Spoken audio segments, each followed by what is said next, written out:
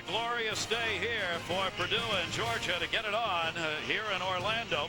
And defensively, that's what they have done all season. They have gotten it on against their opponents. Dr. Jerry Punch on the sidelines. Happy New Year. Thank you, Gary, and Happy New Year back to you. You know, in a bit of a twist, two coaches who earned their reputation for explosive offense square off today in a bowl game where each boast the defense as the strength of their football team. Now, during the year, Purdue swarmed opposing quarterbacks and established a school record for sacks with 38. Their plan today, simple. Get the Georgia quarterback, David Green, early and often. Now, as for Georgia, they hope to prove the season-high 34 points they gave up to LSU in the conference title game was a fluke. They still rank second in the nation in fewest points allowed per game at just over 13. Their mission, pitch a shutout here in Orlando. So, Gary, in other words, both offenses will have their work cut out for them here today. That means probably, Jerry, we'll see a score of 52 to 48. Mark Richt, what a job he has done putting the program together, his first head coaching job. What a chance for a first-time head coach to be at Georgia, of all places. Not bad. And a guy who's put a program together, that is Joe Tiller. He has done that at Purdue and just beginning really a program that's going to have national power. Now, these are two of the most respected coaches in college football. Mark Richt, of course, a year ago wins the Sugar Bowl, first SEC championship for Georgia in 20 years. And Joe Tiller, just a couple years back, first Rose Bowl appearance for Purdue in over 30 years. And the kickoff is taken as Purdue won the toss. They deferred, so Georgia gets the first opportunity. Brian McClendon up the sideline, and he moves it up to about the 35-yard line, a 28-yard return. Let's meet the men who will run the show today offensively. David Green coming onto the field. Yeah, David Green. Happy New Year from Georgia Bulldogs. This is David Green, quarterback for Georgia, from Snellville, Georgia.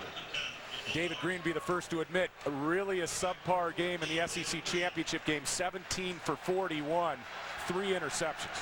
They say it went out of bounds on the 32, so Georgia will take it there. First down and 10 from the 32-yard line. Little step back. They'll run 2 out of the backfield. Michael Cooker, Lumpkin is the starter today. He and Cooper will swap. There's the swarm. That's what each team wants to do today. Get to the opposing quarterback, put some sacks on. A loss of 7 on that one. For the Bulldogs, their receivers. We talked about David Green having a poor game in the SEC championship. That was the best game of the season for Reggie Brown, the wideout for the Bulldogs. Loss of 7 on that will bring up a second down and 17. Greg Lumpkin, Michael Cooper will be 2 of 3. That'll go back and forth out of the tailback position. Long count and jumping on the offside before the ball was ever snapped. Kevin Nesfield offside. The Pac-10 are the officials working this game today, and here's their first call. Right of the play, dead ball, offsides, defense, only 5 yards, no first down. David Kutea, the referee. Let's take a look at the offensive line for Georgia that will be tested today. It is young. Yeah, Nick Jones getting his 5th consecutive start as a true freshman at center. Reggie Brown wide out in there along with Sean Bailey. They'll run out of the I formation passing situation. The fake up the middle. It'll be a gain maybe of 4 on that one as Greg Lumpkin is the carrier. Be interesting to see how much we see from the running backs today. They'll test the defensive line. There's Sean Phillips on the outside, the top sack man in the Big Ten Conference. Their linebackers also will be going after the quarterback. Yeah, very experienced group. Nico Kudavides, the first linebacker in Purdue history, 2 times on that first team All Big Ten unit. 3rd down and 8. Almost a high snap. They look for the cut in to the 40, up to the 45, and first down territory. Reggie Brown, 44 receptions this year for Brown, a 12-yard gain. He's the #1 target for Georgia. David Green, the quarterback, excels on the timing routes. Just a quick slant, nice crisp route by Brown. Ball delivered on time. This unit, the wide receivers on the outside for Georgia, they go too deep, and they're very talented. A big concern for Purdue. Georgia wanted to get a quick snap here without going to the huddle, but there was an injured Purdue player down, so they had to wait. Gilbert Gardner, the strong side linebacker, was down on his knees and is being helped off the field, in fact, on the far side. So Maybe we're going to see some of that today too, David, or some quick snaps in order to get it going. The secondaries, both teams will be tested today. Well, it's interesting. Jacques Reeves, starting cornerback, was sent home, academically ineligible, so Sean Petty gets a start. He might be Purdue's best cover corner. Petty gets his first start. How about that? Doing it in the Cap 1 Bowl. They'll go up towards midfield, gain of a couple of yards. Again, Lumpkin on the carry, average 5.1 yards rushing. Greg Lumpkin has been in and out as a starter this season. He is the starter in today's game. First-year freshman, and really when you look at all three tailbacks, running backs by committee at Georgia this year, Greg Lumpkin, highly acclaimed out of high school, true freshman, and probably the most talented of the bunch. Two receivers set to the near side. A second down and a 7. 49-yard line. They'll work out of the shotgun. Green back again. That's the second time he's almost bobbled it. Big rush put on. He gets away. Has a receiver open. I think that one was short hopped. It is incomplete.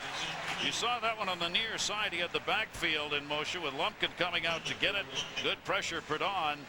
Iwichakene was in on the pressure. Hey, take a look at the Purdue defense, and this team over the years known for their offensive prowess, but look at that across the board. Top 10 in points allowed, rushing yards, total defense as well. Trick plays, hurrying things up. That may be what's going on here. Still at the 49-yard line with a third down. Two receivers to the near side, shotgun. Favorite play to come back the other way in an outside screen. Down to the 40, the 35, the 30. Cuts back into the 20, 15. One man to beat, won't get it by him. Damian Gary, the speedster, with a 43-yard gain.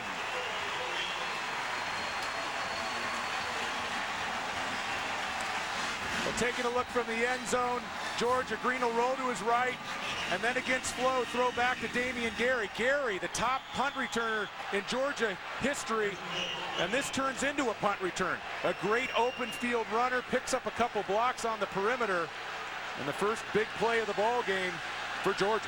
They're at the 8-yard line, first and goal. That'll be carried up to about the 6-yard line. Lumpkin again on the carry, gain of a couple. Schweigert, who we're going to hear a lot of, moved in and put the hit on. Let's check in with Dr. Jerry Punch. Doc? Guys, not good news for the Boilermakers early on in this first series. Their strong side linebacker, the senior Gilbert Gardner, has been taken into the locker room to take a look at his right shoulder. A possible separation at the AC. We'll update you after the examination inside. Okay, Jared, thank you very much. A second down and goal from the 6-yard line. Under center, Green. Two receivers each side, and just one lone running back, Lumpkin, in there, shouting out instructions. Lumpkin on the carry. He'll maybe get to half a yard, but that'll be it. He gets taken down by their leading tackler on the season, Cotavides, who put the hit on. And there's Bobby Iwichakene, number 39. He comes in for Gardner. And you go back to the Ohio State game, second to the last season for Purdue. Iwichakene got a lot of quality time in that football game. He's very capable. Not the linebacker that Gardner is, but a capable substitution, and it looks like he may play quite a bit this afternoon. Well, the defense of Purdue trying to hold Georgia here in a fine drive. Tight end Ben Watson has come in. Look for him to be a potential receiver. They set just a lone flanker to the right side. Green back looking for the corner. Puts it on the double pump. Touchdown, Georgia! Fred Gibson.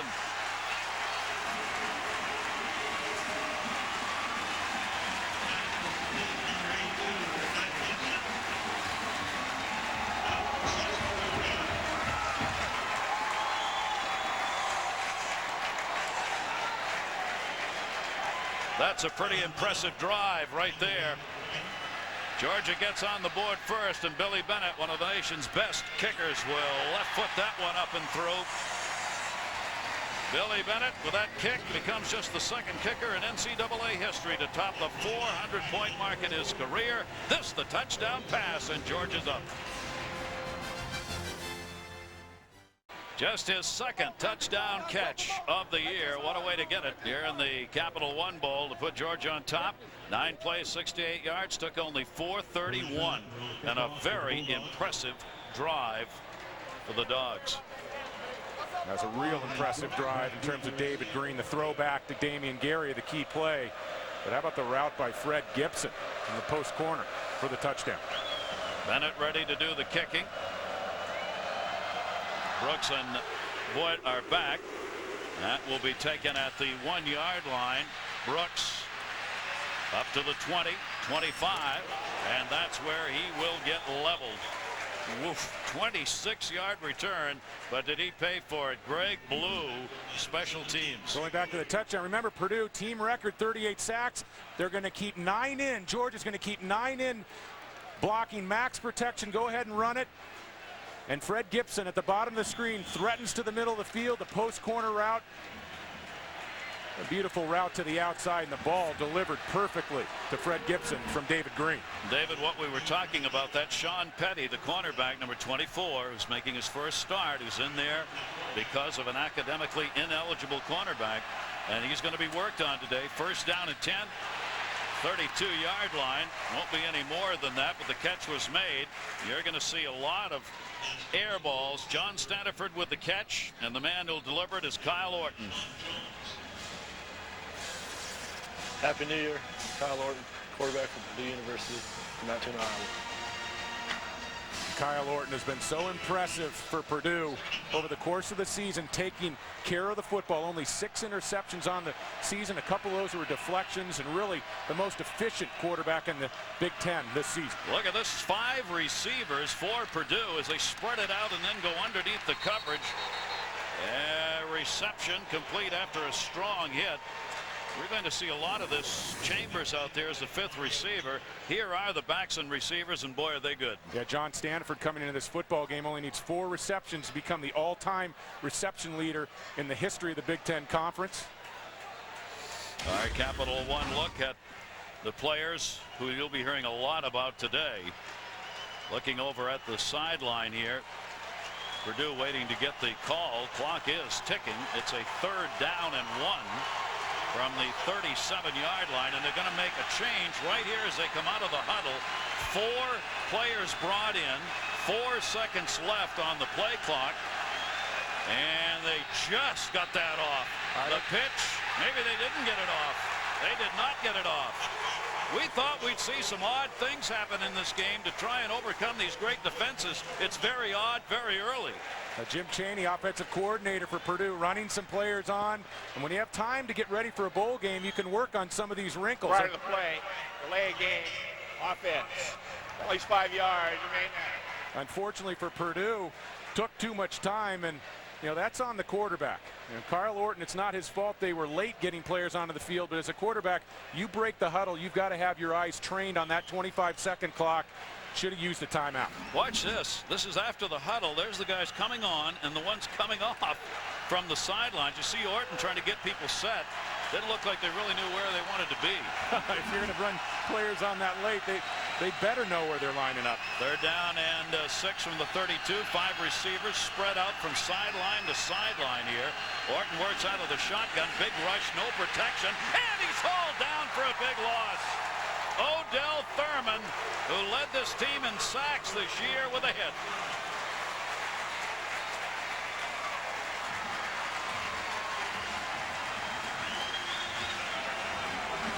Taking a look from behind Kyle Orton, Odell Thurman, number 33, coming on the blitz from the middle linebacker position. He's had a sensational season.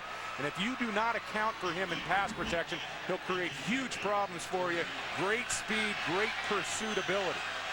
And a loss of 12 on that one. So the punt's going to come for back at about the 10-yard line. Slayton gets a pretty good foot into that one. Damian Gary will take it at the 31-yard line. Avoids the first tackler. Has a little bit of room, but a flag is down. He brings it up to the 42. 49-yard punt and an 11-yard return for Gary. But a flag on the field on the return. Well, we said you set up for a great defensive game, and the first thing you see are wide open offenses. Illegal block on the kick receiving team. At least 10 yards from the spot of the foul. First down. Well, as we said at the top, Gary, these defenses so stingy against the run. And one thing you don't want to do is come into a bowl game on New Year's Day in front of a national TV audience and bang your head against a brick wall. And I think we're going to see a generous bit of passing from both teams. Taking a look at the punt return again. There's the block in the back. That's the one that'll get the flag. Easy one to pick up. Ball at the 23-yard line, first down and 10. Lumpkin again is in the backfield. They'll run two receivers off to the left side, and they're going to work out of the shotgun again. Green back looking. They like to send those flankers out. Lumpkin was moving 30 up to the 35, breaks the tackle and gets up to the 40-yard line. Well, what an early start Lumpkin has had, a 17-yard game. Yeah, a great start for David Green. We mentioned the tough game in the SEC championship game against LSU, but he has come out on fire in this football game, throwing the ball accurately. This is not an easy throw.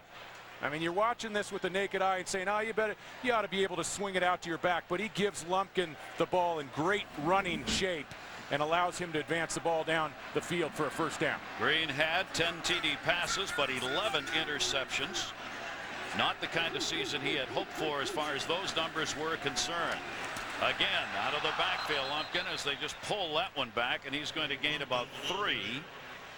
You're seeing a lot of angle running and angle passing by receivers here, rather than trying to go to the strength of these opposing defenses. Georgia sprint draw is a tough play to defense, and you know they lost Musa Smith, went over 1,300 yards a year ago, and then the loss of Tony Milton, who was to be the starter, kind of threw them into a situation where they had to play 3 running backs. Green gets the big double rush, dips off to the far side. It'll be short of the first down. Jeremy Thomas, who just came on, the fullback, was the receiver. Don't forget, tomorrow night, Eli Robertson and Darren Sproles lead the high-powered Kansas State offense against the tough Ohio State defense. The Tostitos Fiesta Bowl, the championship series, tomorrow night, 8 Eastern, 5 Pacific, here on ABC Sports Championship Television. And Gary, all the talk about the Rose Bowl and the Sugar Bowl, and huge games, national championship implications. Obviously, that Kansas State team may be the hottest team in college football right now, coming off the big win against Oklahoma. 3rd and 1 from the 49, and they were going for long yardage. That'll be incomplete, not close for Sean Bailey, who is coming over the middle. So rather than go for the first down short yardage on the ground, they tried to go in the air. Well, we mentioned Purdue, 38 sacks on the season, a team record. Terrell, number 92, great pass rushing defensive tackle, did not allow David Green to get set and throw the ball on time. Only 43% third down conversions for Georgia. Eli Kelso will come back to do the kicking, kick it from about the 40. Anthony Chambers will be back standing at the 10. Now they're going to move up and go for it. Looking to the near side on the carry. All they need is a yard for the first down to midfield, and they got it. Well, they faked it and instead ran it. Sean Jones, the carry as they went out of the punt formation. Sean Jones was one of the most talented strong safeties in the game. They moved Eli Kelso up on the line of scrimmage in a shift and had a run pass option with Jones. Jones is a tremendous athlete. Purdue caught with a numbers problem on the outside, and Georgia pulling out all the stops here early. We're seeing plays that they've never even practiced. Both of these teams up over midfield. It'll be a first down and a 10. Both of these teams moving it back into the pocket. Green going deep, and that will be overthrown and incomplete. And looking for Fred Gibson, who was down there deep. Sean Petty, the man they're going to pick on in that Purdue cornerback position. They went after him again. That's right, Gary. Fred Gibson victimized Petty on the post corner route for the touchdown, and David Green wants that ball back. I mean, he had Fred Gibson on the post down the middle of the field, and if he drops that ball, leads him to the middle of the field, he's got Petty beat. This will bring up a second down and 10. Out of that I formation, maybe a gain of a yard. That'll be about it for Lumpkin. Running into Greg Terrell, who put the hit on that big defensive tackle, the senior. The great views you're seeing from above are courtesy of Capital One. What a day, what a week it has been in Orlando. 70, mid-70s, 74 game time today. Blue skies. Could not be a nicer day, and a packed house here for this Capital One Bowl. Looking out of that pocket again, good protection, gets away, dumps up to the 40-yard line. That'll be close to a first down on the second effort made by Jeremy Thomas, the fullback, a 12-yard gain. Solid decision-making by David Green, and he shows some strength. He tucks the football, buries his head through an arm tackle, and still picked up his receiver on the outside. What a play by Green to pick up the first down. 59% completion rate during the season. For Green, there's a little room down to the 30, 25 and inside. Now we're seeing both the ground game and the passing game work. 14 yards on that carry for another first down. And you have 3 running backs you go with. If one gets hot, you stick with him. And Craig Lumpkin, the true freshman, is showing a nice feel for this football game against a very tough Purdue defense early. Lumpkin comes out. Michael Cooper comes in after that 12-yard gain. Another first down and 10 from the 23. And again, another one of those tough angle passes for Reggie Brown, who is literally coming right down the line. Yeah, that was the smash screen to the inside, and you release the big offensive lineman. Problem for Georgia on that play. Purdue had a couple big heavies sitting inside, and David Green led Brown into a hard spot. I mean, as a wide receiver, you don't want to have to negotiate catching a football and then run smack into a big defensive tackle like Brent Grover, number 58. 10th play of this series. Green again coming back, looking into the middle, wide open, down to the 10 and maybe to the 9-yard line. Ben Watson. Hands and speed, say the Georgia coaches about their tight end. 14-yard gain on the reception. A nice release by Ben Watson. And as a pass catcher, one of the most talented in the country at the tight end position. He's going to make a nice release, untouched. I mean, you got to get a piece of Ben Watson. You cannot let him run free in the secondary. In a lot of ways, he has the speed and the versatility of a wide receiver. Big matchup problem for safeties and linebackers. Couple of tight ends, Watson and Pope, flagged down on the play right into the line. Not much of a gain there on the 1st and goal from the 9-yard line. See what we've got for the penalty. Off skins Purdue. Second time they have been offside on the defensive side of the football. Offsides, defense, a defensive lineman lined up in the neutral zone. Penalties half the distance of the goal. They keep first down. David Green at quarterback. You talk about experience. You know, 38 consecutive starts coming into this football game, and very wily at the line of scrimmage. He'll use the snap count to fix you and also to bring you in to the neutral zone. A first down and goal from the 5-yard line. Again, he's talking to his running back screen. He's going to receive it left side. They're going to try and lob this one into the end zone. Touchdown! Again, Gibson against Sean Petty.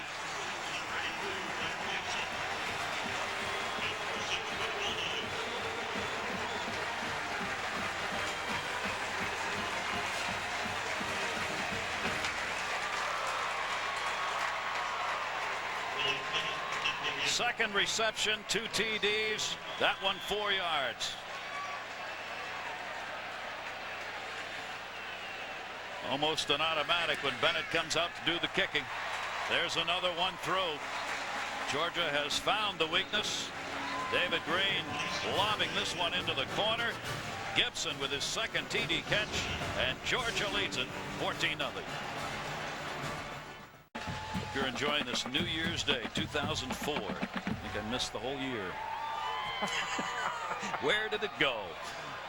Mid-70s, so there are going to be some cooling fans on here, and Gibson's hot. I think Purdue missed the first 8 or 9 minutes of this game.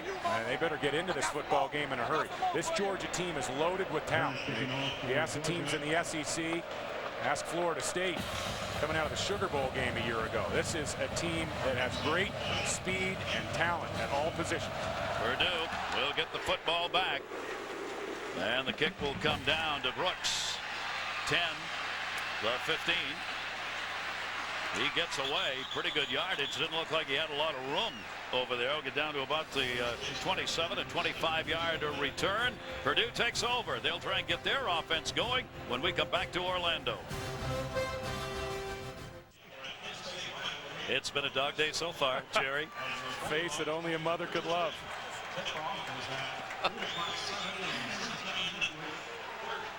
There's the real mascot. I'm not sure which is warmer at the moment in light of the beautiful sunny day we got going here. Well, let's see what Purdue can do with it. They need to get this offense going. They're a ball possession team, and things are going well. They'll run that one straight up the middle. And a pretty good gain. Let's take a look at the second TD for Georgia. Now Fred Gibson has Sean Petty very tentative. Watch the double move it to lose Petty, and then the fade route to the outside. I mean, he leaves Sean Petty standing in his tracks, creates great separation, and David Green is throwing the ball as well as I've ever seen him throw the football. I mean, he is right on time, extremely accurate early in this football game. Georgia has run 21 plays. Purdue has run 4, and Purdue is a team that used ball possession during the season. So Orton's got to get it going.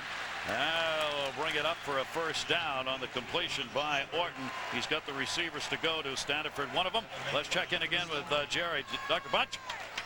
Well, Gary, not good news for a Boilermaker defense that's had trouble stopping the Bulldog offensively. Their senior strong side linebacker Gilbert Gardner, injured on the first series, out for the day. Walking around here on the bench, very, very frustrated. In fact, he's a senior playing his last game here in Orlando. Only got to play 1 series, and that will hurt them in the secondary in terms of coverage and trying to slow down Georgia's offense. Boy, I hate to see that. That's tough, and especially for a senior. Orton fakes, comes to the near side, has a receiver on the fly, wanted to go there and couldn't find him. Great coverage downfield, and David Pollock, one of the game's best defensively, puts the hit on. A loss of 11.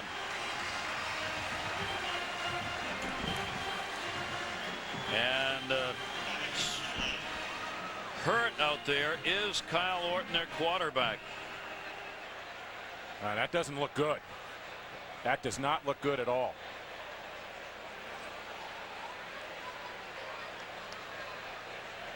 Kyle Orton has been extremely tough as a quarterback.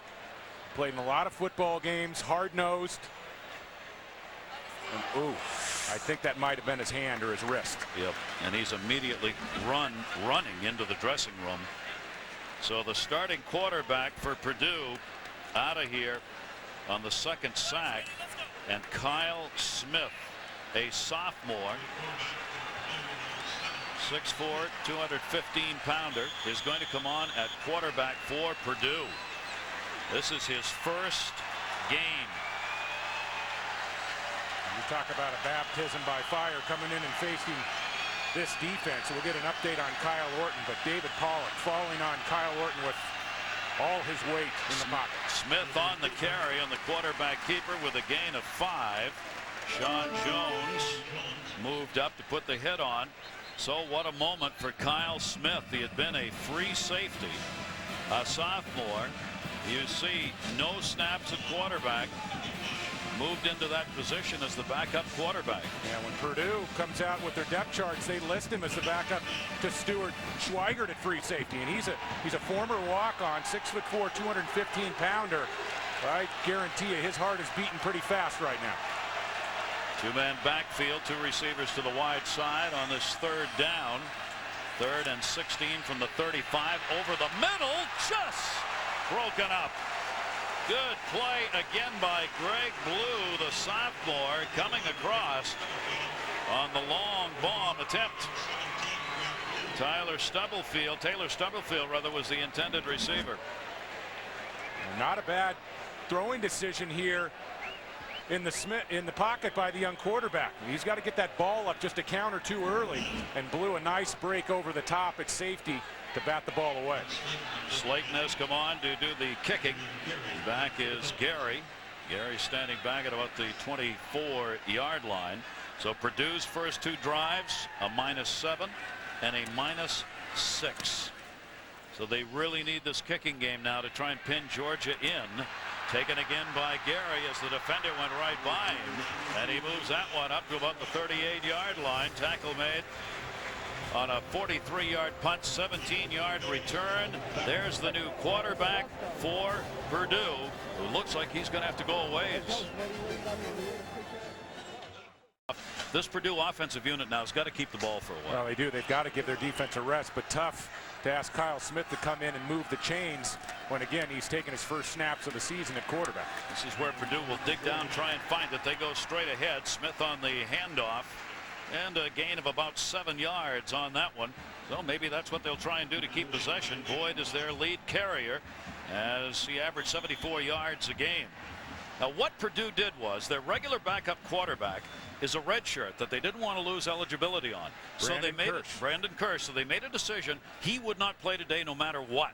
So their regular backup, Brandon Kirsch, is here, but he's not going to play. And he played in a couple games earlier in the season, had a rotator cuff injury. They decided to redshirt him, and you're not going to take that, the jersey off his back just for a bowl game. So Kyle Smith has to come on and play and take his first snaps at quarterback. Hit put on by Pollock, gain of about 1.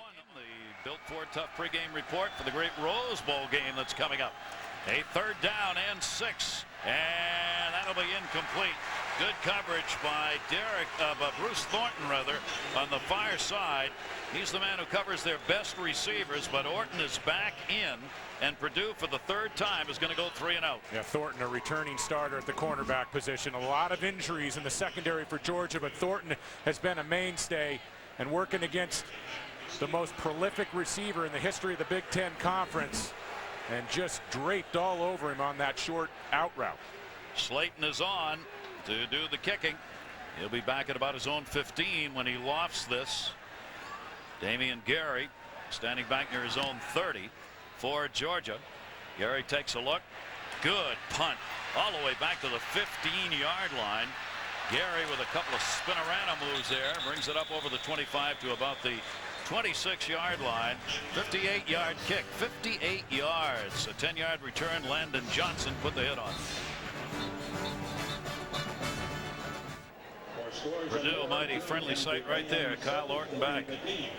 And you look at Kyle Orton's left thumb, and I wouldn't be surprised if they sit Kyle Orton in the shotgun the rest of this football game, which takes away from your running game, but a lot easier on the thumb on the snap of the football.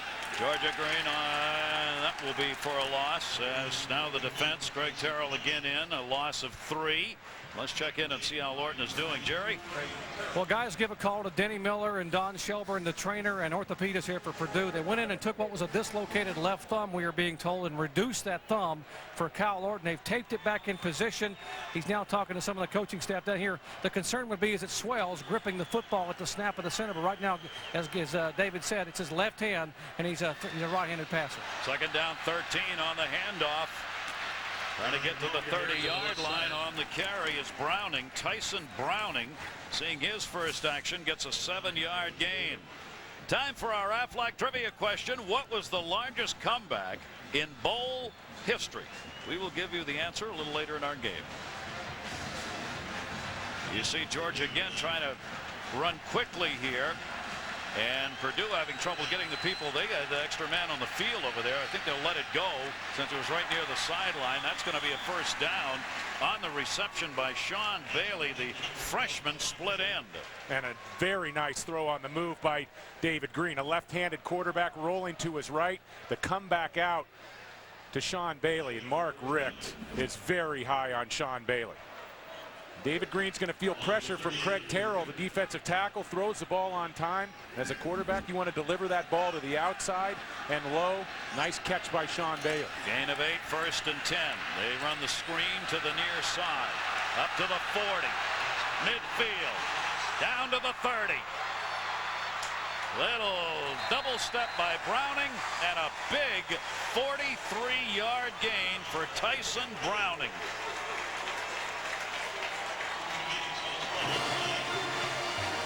So Browning comes on for his first action.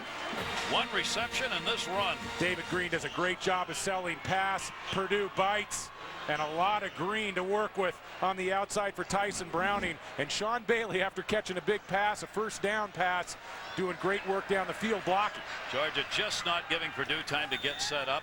Receivers slipped, and the ball ends up being thrown out of bounds, incomplete.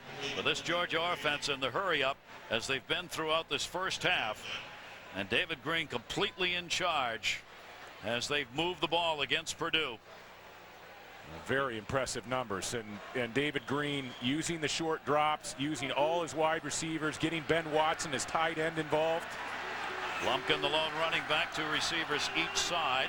Green had completed 5 in a row before that last incomplete pass. Plenty of time on the clock. Lumpkin on the carry. And he'll get down to about the 17-yard line, or about the line of scrimmage. It was Dan McGowan who moved in to Brent Grover, rather, who moved in to put the hit on, the sophomore. Well, we talked about David Green's excellent work at the line of scrimmage with his experience. And on that last play, he went through his snap count, but it's a planned situation where the center doesn't snap the ball. And David Green can step back. He has a chance to look at the defensive structure and then get to the right play call.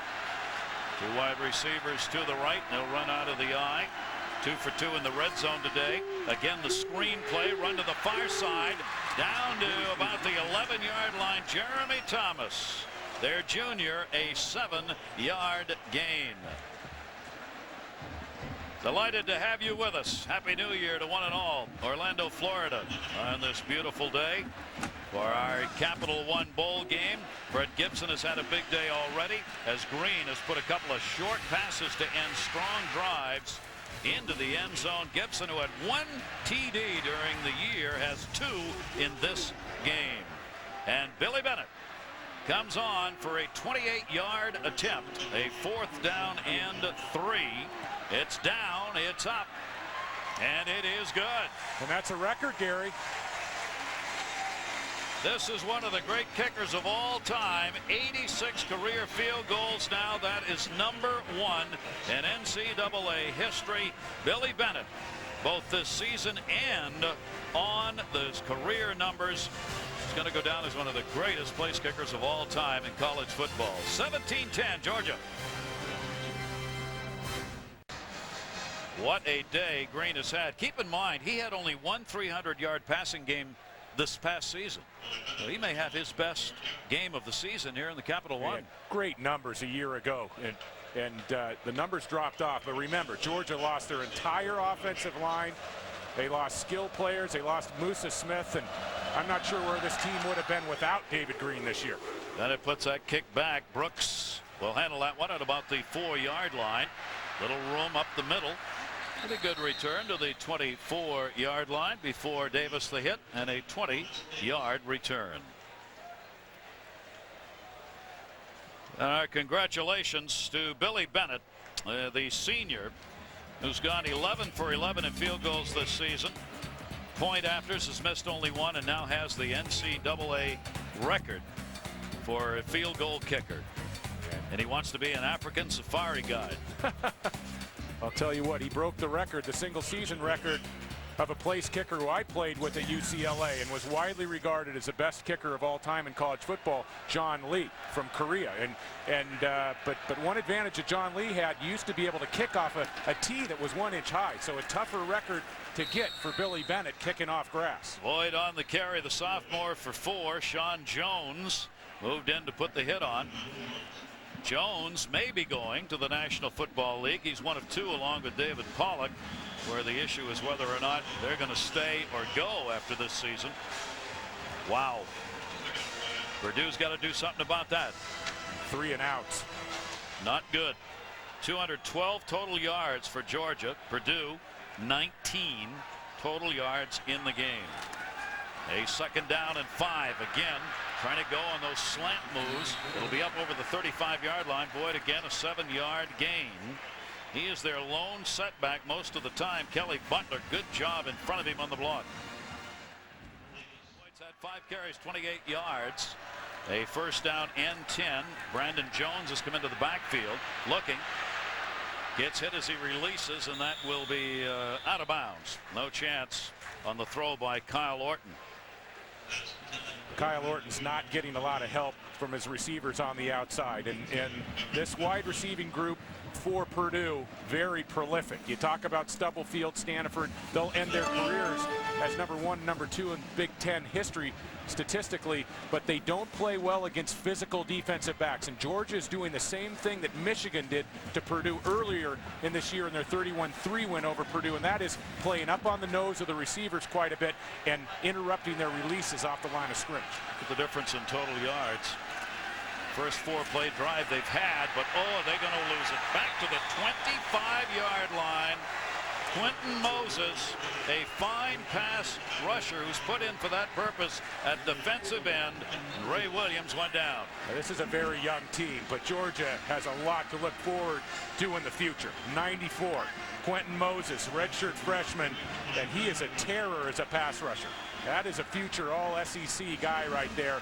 And look at the closing speed by Moses in the backfield. This team piles up the sacks, keeps the pressure on. It's going to bring up long yardage, 3rd down and 18 from the 29-yard line. 2 receivers on each side with a lone setback. See if Orton can find one here on the 3rd and long.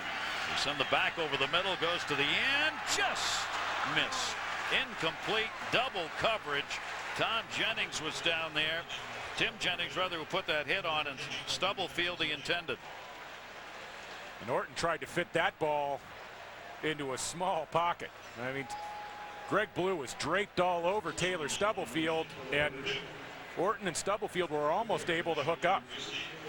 So again, unable to have a substantial drive here with 7:41 left to go in the half. Slayton will come in to do the punting. Gary is back at his own 24, Georgia. Slayton booms one high. Taken at the 27-yard line.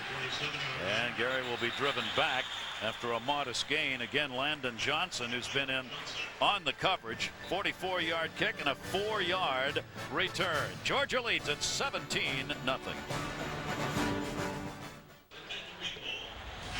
Welcome back to Orlando, everybody. Our Capital One Bowl. Georgia and Purdue. Georgia averaged 26 points a game offensively. They've already put 17 up, and they've got about 7.5 minutes left to work here in this first half. They've got Lumpkin again back in the backfield. The lefty looks to the near side at the 40. On the completion, up to the 50 and down inside the 45-yard line. Reggie Brown on a fine run and a 24-yard gain. Come back out to Reggie Brown, and this is a very crisp route on the outside and working against Purdue's best corner. David Green, great arm strength to the outside, and what a job by Brown after the catch. They are on today, and this Purdue defense just cannot get set. Lumpkin again on the carry. They'll take it down to about the 40 for a 4-yard gain. Gudavides put the hit on. Gudavides, 90 tackles, leading the club. Our Aflac trivia question: the largest comeback in bowl history happened to involve Georgia-Purdue. A 25-point deficit in overtime. We'll show you how that happened. See, that one's going to be carried down inside the 25, almost 35 rather.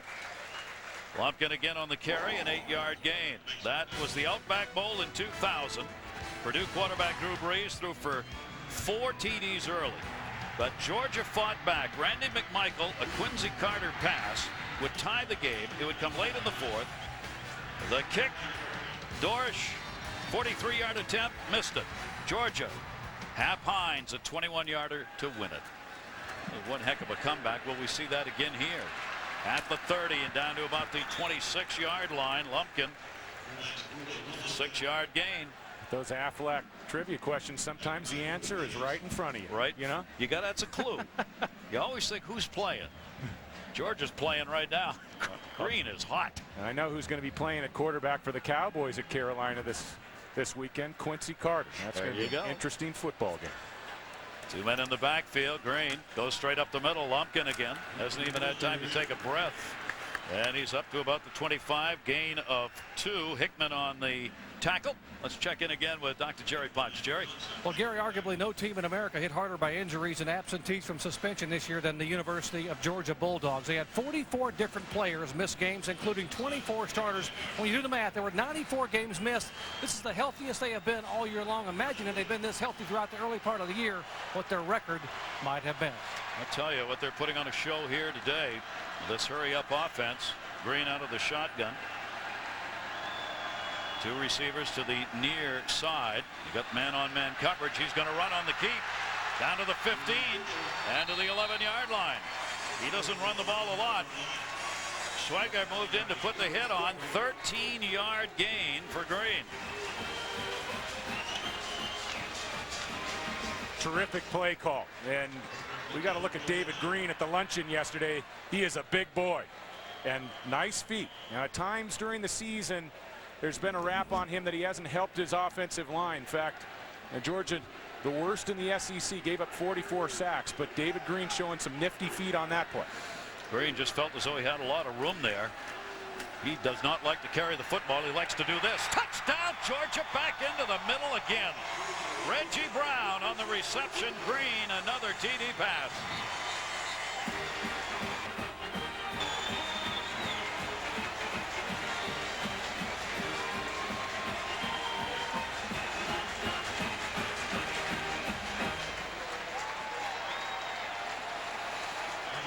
Green 9 for his last 10, including 2 touchdowns, and Brown that time wide open over the middle. Bennett comes on for the extra point, puts that one through. And a frustrated defense of Purdue, watching Georgia in their hurry up mode find room in the end zone. 24-0. The Georgia defense during the season gave up only 195 yards passing per game. Already over 200 for Georgia passing yardage first half. Wow. That's going to be taken back at the 9-yard line. Brooks has it. 20, 25. Fine return as he brings that one up to about the 34 for a 24-yard return. Taking a look back at the touchdown, Brian Hickman is a cornerback. Reggie Brown working against him. And then Pollard, the young, strong safety, right here. And he's not going to get his eyes back to the quarterback, and Green's going to throw the ball right past his ear hole. Nice job by Green finding the void in the end zone, and David Green continues to be exceptional at the quarterback position. 15 out of 20, 224 yards. And there's the man who caught that last one. Brown on the bench for the touchdown. So Purdue with 4:39 left to go in the half. Orton back in at quarterback, working out of the shotgun. They've got to throw the football. That's going to be caught for probably a first down by Stubblefield before he gets hit by Jennings. 11-yard gain. Sports over with. Talk about that at halftime. It's all coming up on the BMW X3 halftime report. Gary. All right, John, and there you see the flag go down. That's Bruce Thornton over there for Georgia on the coverage, who's going to be called on the interference, and then as a result of it, Purdue, I think, is going to get the best field position they have had in this game. Pass interference, defense. Penalties 15 yards from the previous spot. Automatic first down. There's definitely some contact at the end of that play. The problem here for Thornton is he didn't quite get his eyes back to the football. I don't like that call, though. I mean, he did get his eyes back at the last count there, and that could have just as easily have been dropped on the Purdue wide receiver. And Joe Tiller knows it. It'll be a first down and 10. First time they've been in Georgia territory for the Purdue offense. Thornton looking. He'll go over the middle. On the slant, Standiford. Now you're getting to see these great receivers go to work. Thornton, the hit. A 12-yard gain for John Standiford. 70 receptions, 4 touchdowns this past year. He's the #1 Big Ten record holder in receiving yardage. Yeah, he takes over the record from David Williams. Played in the mid-'80s for Illinois. Jack Trudeau was the quarterback, and I mean, that is just an incredible achievement for Standiford. We want to put some time back, I think, on the clock here. Be a first down and 10. You see at the 4-minute mark. Ball at the 28-yard line. There he is. Standiford. All Georgia offensively. Amazing numbers against a Purdue defense that, as we said, had been in the top 10 along with Georgia. Carter looking. He's going to have to run this one. And he'll take that ball down to the knees at about the 21-yard line for a 6-yard gain. You know, Gary, Purdue, not a deep passing team. They're built for the short and intermediate passes. We take a look at John Standiford, and, you know, next year, about mid-season, number 21, Taylor Stubblefield, he'll have the record for most receptions. barring injury. Two great receivers on this team. Clock ticking away. Orton getting his receivers lined up, two to the near side, two to the far side. He's looking on the out. It is caught right by the first down marker. Thornton moved in to put the hit on, about a 4-yard gain again for Standiford. The senior, 6'4", 206-pounder. What a catch by John Standiford. I mean, he is a tremendous athlete. And with Jock Reeves being sent home, the cornerback, you're looking at the fastest player on Purdue's team still here in Orlando. Look at the play to get the left foot down in bounds. A record catch, as you saw. They go straight ahead. Needed one. Jones, the ball carrier, the sophomore. Ken Veal, a run defender, moved in to put the hit on. What Purdue obviously wants here, that TD, get themselves back into this. They've got plenty of time. They pick up the first down. It'll be a 1st and 10. Really a critical drive for Purdue. If they can get a touchdown here, cut the lead to 17. Plenty of passing options in the second half and a quarterback to get it done, a good defense. They're still in touch with Georgia, but you got to come away with a touchdown here. Again, looking at the clock, this is the best drive Purdue has had here, and they're trying to hurry up offense as well against the Georgia defense. Orton, two receivers each way. Jones drops over the middle. Lot of room. 10-5. Touchdown, Purdue. 17-yard run for Kyle Orton.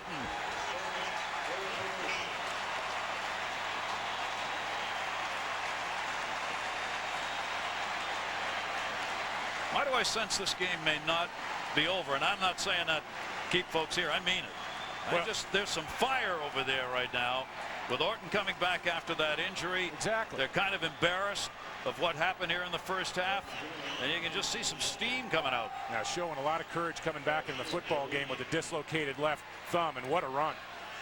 That kick by Ben Jones is up and through the uprights. So with 3:01 left to go here in this first half, a flag down on the point after, but there's the run by Orton. Takes a pretty big hit in the end zone after he crosses the goal line. Offsides, defense. That penalty's declined. The try is good. Some parallels there. Georgia again will work in a hurry. 2:52 left to go. Cooper in the backfield. Looking out to that sideline again at the 20. Ball bobbled. Purdue. Did they get it? Yes, they did. Before it went out of bounds, Purdue recovers. Hang in. Iwachuku put the hit on that, I believe, Antoine Rogers, rather, the hit on that freed that thing up. The turnover margin plus 11, second in the Big Ten and 12th in the nation. Kudavides involved in the play as well. Just a dangerous throw to the outside by Green. Might have almost been a lateral. Great play by Rogers to come up on the force. Solid tackle. And Purdue makes the recovery before the ball can get out of bounds. Big swing and momentum. Let's see if Kyle Orton and Purdue can capitalize. Both of these coaches believing, in light of the defenses, the turnovers would be very important. Well, it's a little different here, and with the clock running down to 2 seconds, a timeout taken. They don't want to make any mistakes here, so Kyle Orton took the timeout with 2:42 left to go in the half. Now his team trying to come back. 5 receivers. Orton taking the rush out of that pocket. Will just throw that one out of bounds. Took a hit. Pressure put on by Gathers, a big-time defensive end rusher, Robert Gathers, the junior. Orton went down after he got hit. And Kyle Orton, this is a difficult assignment for a quarterback, to come back in the game with a dislocated left thumb, and you're using your right arm to throw the football. So more often than not, when you're taken to the ground, you have to use that left hand to brace your fall. Very, very courageous move by this young quarterback to get back in this ballgame. Second down and 10. Ball at the 19. Orton again back, looking into the end zone. Just missed. Had that ball been up, he had himself a touchdown. Standiford coming across the middle was open. That's a bad ball by Kyle Orton, and he had a great shot at getting his team right back in this football game in a big way. Cut the lead to 10 points, and a heck of a route by Standiford. Taking a second look, and he's got plenty of room to operate crossing the goal line, and even a decent throw creates a touchdown in that situation. Purdue's 1 for 5 in third down conversions. 3rd and 10 here. Orton back again, looking near the 10-yard line, and it's hauled in and very close to the first down marker. Taylor Stubblefield on the reception, but Thomas Davis put a good hit on. He would not let him turn upfield. Yeah, this is, the precision passing game of Purdue. Taylor Stubblefield led the Big Ten in receptions this year. Was one of the top 2 receivers in the Big Ten along with Standiford a year ago, and a nice tackle, big decision here by Joe Tiller, and interesting call, but he feels like he's picking up 10 points in a hurry. 27-yarder Ben Jones, it is up and it is good. So Jones puts it through, and after the fumble by Georgia, Tiller's team gets 3 out of it, and they cut the Georgia lead to 24-10. It took 3 plays, 9 yards, 54 seconds. Now all of a sudden there's a little pacing on the Georgia side. If there was any question about how they were going to respond after that SEC championship, they've answered it. They have. I mean, 34-13 loss to LSU, an opportunity to get into the BCS picture for Mark Richt and his troops, and they got flat outplayed by LSU. Gave up a lot of big plays in that contest, and of course they lost earlier in the year 17-10 at LSU. Played much better in that football game, and David Green had a very fine game in the first game, did not in the SEC championship game. Ben Jones, he drills that one. That will not be returned. A lot of blocking still going on long after that ball went through the end zone, because it's getting fired up here, and there's a flag down for some extracurricular activities. These great views from above, courtesy of Capital One. From the body language of the players down on the field, this may go against the Bulldogs. After the play was over, dead ball, personal foul on the receiving team. Penalty's 10 yards, 1st and 10. Well, you got 1:48 left to go here in the half. Obviously what Purdue's looking for is another turnover. You hear it so many times, the game of football is a game of momentum. Purdue comes down 24 zip, picks up a touchdown, a big turnover. They convert on a field goal, and now 14-point game. David Green and his offense operating with their backs against their own goal line. Lumpkin in the backfield. It'll be a 1st down and 10 from the 10-yard line. 2 receivers to the right, 1 to the near side, short side. Lumpkin on the carry. 10, and maybe got a yard on that with that little dive as he was tackled, but that's all. Greg Terrell again moved in to help put the hit on. Timeout will be taken here. Purdue obviously is looking to get that ball back before we conclude this first half, and they just might do it. You could just sense from the Purdue sideline that there was some real fire after they got behind. Tiller has said all season long, this is a club that just never loses focus on what it's supposed to be doing. And when they were embarrassed here, when they got down 17 zip, you just sensed they were going to get back into this game. I think another big factor was when Kyle Orton came out of the locker room. I mean, when he went off the field, it looked like a real severe injury to the hand or the wrist, and dislocation. They get it reset back in the socket, and he comes back out, gets it wrapped up, and goes to work for Joe Tiller. I mean, really inspirational for his teammates, and they have responded, Gary. It's got to be a 2nd down and I got 9. Georgia. Would they try a long ball play? Well, chance it? They have the talent on the outside, and they've got the big physical wide receivers where you can take a shot and a wide receiver can be locked up man-to-man outside and covered, and you can still fit the ball in. Gibson and Brown very capable of going up and getting it. Green again working out of the shotgun. He stands back at his 5 as he takes it. And again on the carry. Up over the 15 to about the 16-yard line. And let's check in with Jerry Punch. Doc? I was talking about the emotional swing here on the Boilermakers sidelines. You know, in the first series, they lost one of their senior leaders on defense, Gilbert Gardner. And you mentioned Orton coming out, the guy who basically is the catalyst for the offense and pulls the trigger. Now, Gardner couldn't come back, but Orton did. And now with the 10 points in the last 2 minutes, these guys here, the Boilermakers, beginning to believe they got some more points coming their way before halftime. So Georgia playing it safe, trying to hang on to the football and not give them any more momentum. Lumpkin has carried 13 times, 51 yards. He was the starter in that tailback spot. They'll work out of the eye here. Green up. It was a first down, 1st and 10. Lumpkin's seen a lot of action today. Up to the 35-yard line on the carry. 2 super runs by Lumpkin, and a play ago, a great call to pick up the first down and get David Green and his offense out of the shadow of the goalposts. And now all of a sudden you have over a minute to go. You've got timeouts, and Georgia's playbook opens up. Look at the blocking up front. This offensive line for Georgia has established itself along the line of scrimmage throughout this first half, and Greg Lumpkin just a step away from breaking that for a big one. Lumpkin never started a game during the season. His first start came here in the Capital One Bowl today. He averaged only about 39 yards a game. He's already done that, and he's still at work right there. And he'll carry that one for a gain of 3 as he is testing the front. Schreiger moved up to put the hit on the safety. You see a lot of. See the clock ticking down here. And Mark Richt, you know, interesting move here. He had time, and they had a pretty nice field position, but he's apparently content to head on into the locker room with a 2-touchdown lead against a very good Purdue team. 2 strong defensive teams.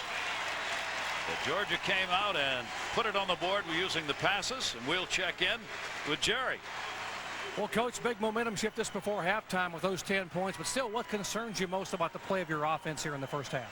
Well, I like the way we were playing late in the half, and I think that you know, we're a little more in rhythm. You know, we lost our starting quarterback to a dislocated thumb. That kind of put us out of sync. But I like the way the guys come back. I feel good about what we're doing right now. Your defense spent a lot of time on the playing field in the first half. How do you help them in the second half?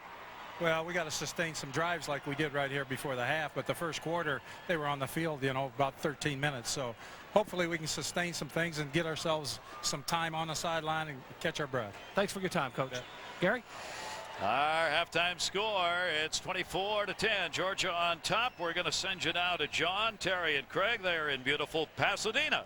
The BMW X3 halftime show. And it actually has gotten beautiful here as the sun has come out as we await the Rose Bowl. But in the Capital One Bowl, when you're without Fred Gibson most of the year, it takes away your home run threat. He's back. That's the difference. Yeah, David Green's having a great game. Why is he having a great game? Fred Gibson, the big play man, 2 touchdown catches. He's back. David Green's back. And you know what? When you look at ball games in the bowl season, you usually find out which team shows up, which one's ready to play. Purdue wasn't ready to play, and I feel like their defense on the field in that first quarter, like Coach Tiller was talking about, that's a problem. And, I mean, they may have a little momentum going their way, but they got a long ways to go before they stop Georgia. And remember, the last time they played in a bowl, it was absolutely the opposite. Big lead for Purdue, and then a big run by Georgia. They won the game. The BMW X3 halftime report is coming up. We will preview the Rose Bowl and the No-Kiss Sugar Bowl.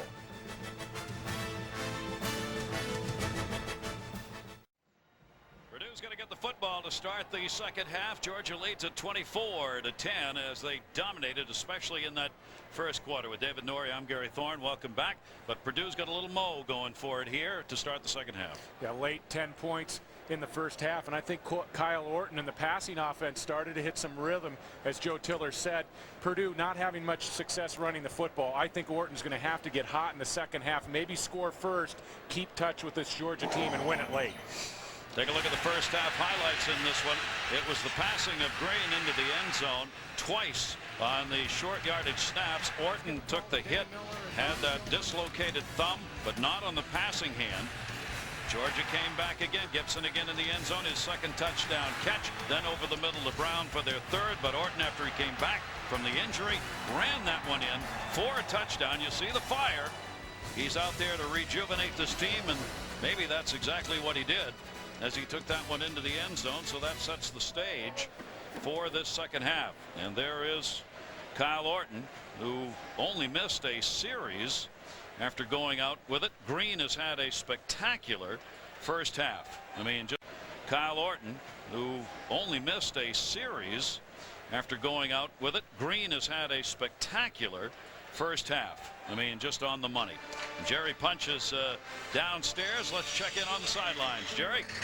I spoke with Mark Rick going in at halftime, and again coming out, he said the big concern was the fact that they lost the momentum, and he also lost the emotion here on the Bulldog sidelines. Basically, the air leaked out of the Bulldog balloon in the final 4.5 minutes of the first half. He said we've got to come out and get some pressure back on Kyle Orton here early in the second half, and of course offensively we've got to be able to do what we did best and not turn the ball over, but be very conservative and very careful, use some trickeration here, and move the ball down the field quickly against Purdue. Trickeration, we got to look that one up. I like that. Good alliteration there with trickeration. Let's take a look, David, at the first half stats brought to you by Capital One.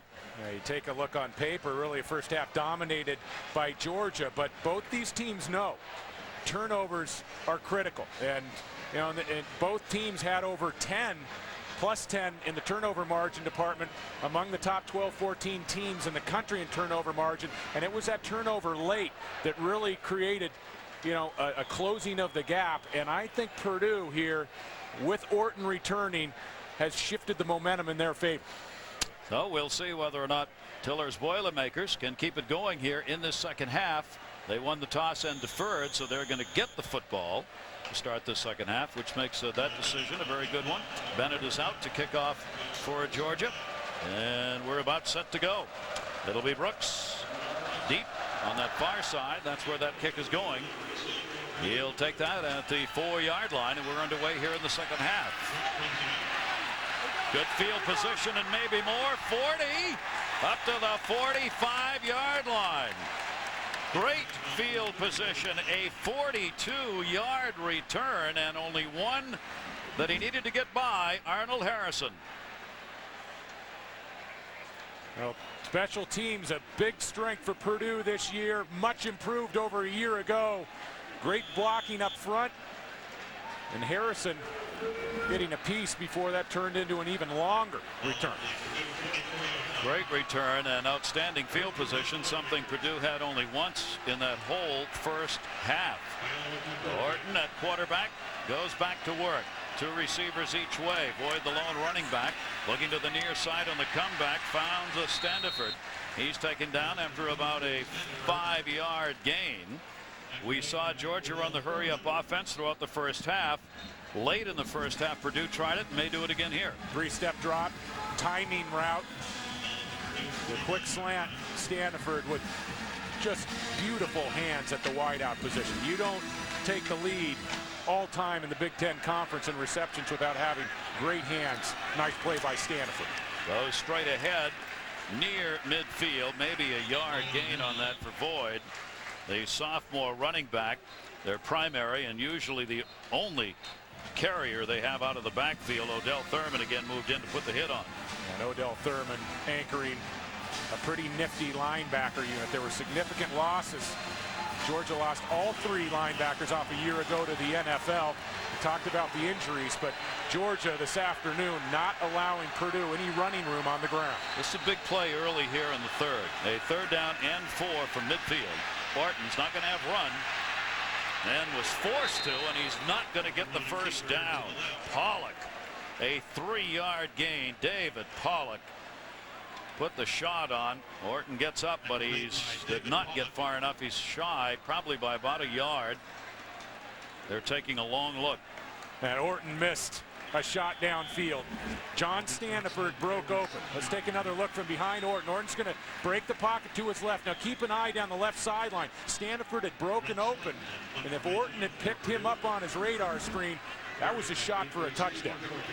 Slayton with his 4th punt on a 4th down and 1. Gary is back at his own 10-yard line.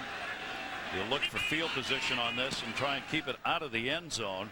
Not going to happen. That's going to go into the end zone. Will come out to the 20, and that's where Georgia will take over. So the defense of the Bulldogs holds Purdue on its first offensive series, second half.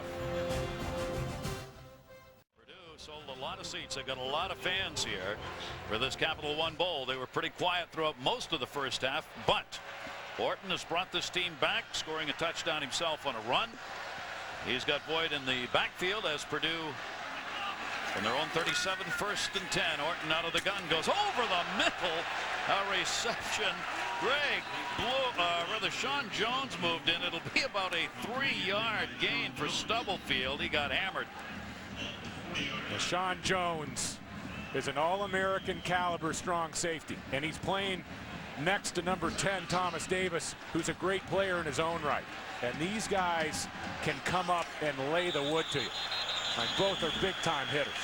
Flag goes down. The 4 are just at the snap. Mike Otto. Right of the play. Dead ball. Ball start.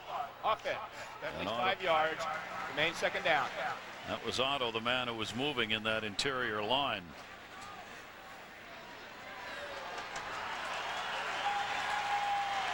There you see Taylor Stubblefield, 35th straight game with at least 1 catch. Every game he's played at Purdue. Ian Standiford, who we've talked about today, is their great receivers. He had not 1 but 2 games this year where he picked up 16 receptions. Hard again out of the shotgun. Comes to the near side, 40, up to the 45, near the first down marker. Again, the Void coming out of the backfield for the 13-yard gain. Blue, who's played a fine game, moved up to put the hit on.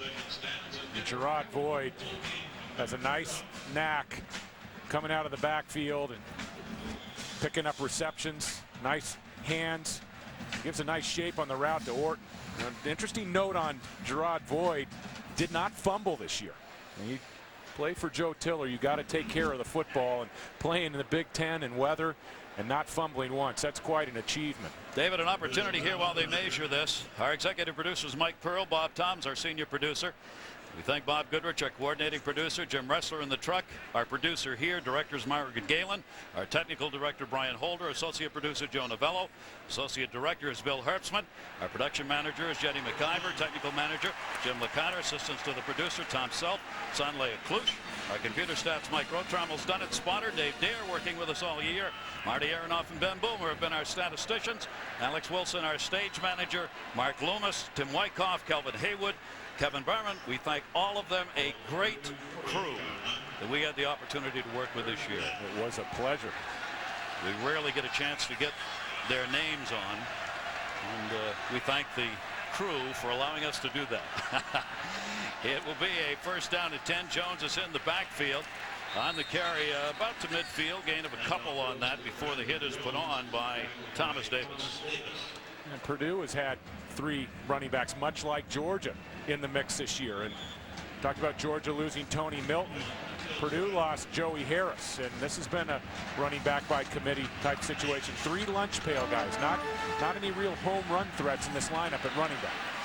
Purdue trying to get it going, and a gain of a couple on the far side. Brandon Jones was over there, and they have gotten 3 on that. Thornton moved over with Davis to put the hit on. But you're seeing Purdue do a little more of what we saw them do all year, and that's hang on to the ball. They led the Big Ten in possession over almost 33 minutes a game. And they do it with the spread offense and the short passing game. They're not an over-the-top passing team, and they use a possession-type style. Georgia showing blitz. They back off it. Orton back. Still gets great pressure, and he'll go down for the loss. Big defensive play for the Dogs. A loss of 6. Davis, Taylor, nowhere to go for Orton. Gerald Anderson, the defensive tackle, a big surprise for Georgia this season. Wasn't expected to make a big impact, and he has had a super year. And now this team was number 2 in the country last year in scoring defense. They improved this year on their numbers with all the losses. Georgia has really put it together on defense.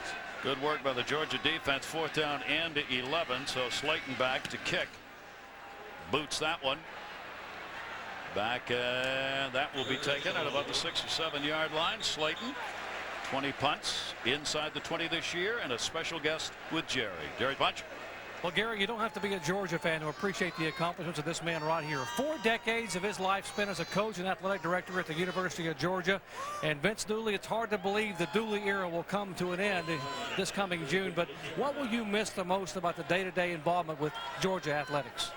Well, when you're at some place like I've been for 40 years, and you get to know and love the people like I've gotten to know and love them, it's going to be a little bit difficult to step aside. While I had hoped to stay on a few more years, it didn't work out. But I'm very pleased that that somebody that's going to take over for me is somebody that I wanted to be the athletic director. Georgia's got the football, their worst field possession, and just shy of the goal line. The Purdue defense rises to the occasion. Greig goes down. Sean Phillips -5 on that one. Jerry? Coach, so many memorable moments over the years. Let's turn back the clock and have you share some thoughts to some special days as Dooley was on the sideline. November 8, 1980, the Georgia-Florida game. You got to remember this one, Buck Bellew to Lindsey Scott. And how about this guy, Herschel Walker? Now those two made me a good coach. But this game was so important, the Lindsey Scott play, because it led to the national championship, of course, against Notre Dame in 1980. Second down here. We'll join Vince and Jerry again. 2nd and 14. There's some important yardage right there picked up by Lumpkin again. Jerry? You mentioned your successor. Why don't you introduce us to the guy who's going to step in who's one of your own? Well, I'm very proud to introduce to you Damon Evans, because I recruited Damon to come to Georgia as a football player. I've watched him grow as an athlete, as a student, and he's been with me now 5.5 years, and I've had him involved. I was going to let him get 2 more years of training before I turn it over to him, but he's ready, and I'm proud to introduce Damon Evans, who will be the new athletic director in June. Hey, Damon, you got some pretty big shoes to fill, my friend. Oh, I can't replace Coach Dooley. He's a legend. I can only hope to build upon the great foundation he's laid, and I'm very excited to be a part of it. It's just an honor. The University of Georgia, past, present, and future, standing here to my right, guys. A great guy, Vince Dooley, giving way to one of his own, Damon Evans. Great story, and we wish Vince the best with a chance to take some time off. That was Reggie Brown on the reception. And a big first down as Purdue had him pinned in inside the 10-yard line, a flag down. After the play, dead ball, unsportsmanlike conduct on the offense. Penalty is 50, is half the distance goal from the end of the run. The yardage creates a 1st and 10. Now Georgia will still pick up a first down, but not with quite as good field position. Brown working against Rogers, and Pollard, the strong safety, late getting over the top. Once again, David Green with a beautiful ball, throwing it into the hole out towards the sideline, and Mark Richt has to be thrilled with the way that David Green has bounced back in this football game coming off the SEC championship game. You see the Purdue defense has tightened up here on these last 3 possessions. Now Georgia's got a first down and 10, though, but obviously not as good a field position as they have the ball on the 14-yard line. They'll keep a couple backs in there. Flag goes down again, and that's going to be a sack for Sean Phillips. 33 sacks, #1 all-time in Purdue history, and add another one. Loss of 7. That one, though, is against Purdue. Well, Sean Phillips is so quick off the football. I mean, his first step at the snap of the football is as good as you'll see in the college game, and he may have gotten off just a count too early.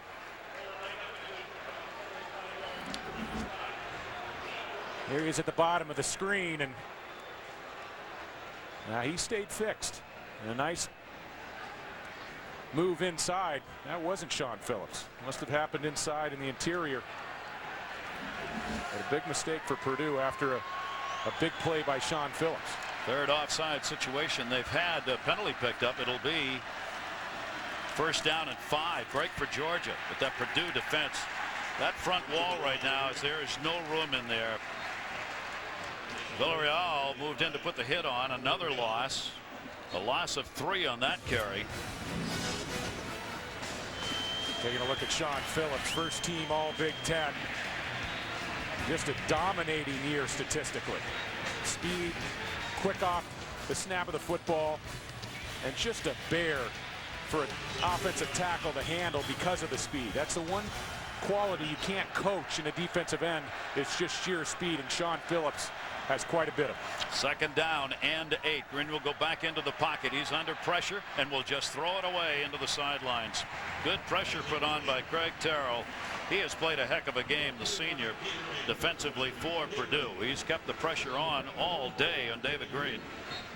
And as we said, when you have a great pass rusher on the outside like Sean Phillips, and then the rare combination of a defensive tackle who has the same gift, you know, really tough for an offensive guard and an offensive tackle on that side of the line of scrimmage to take on that combination. And Purdue really starting to create some problems with Terrell and Phillips on the outside. Big play right here. Third down and 8 from the 17-yard line.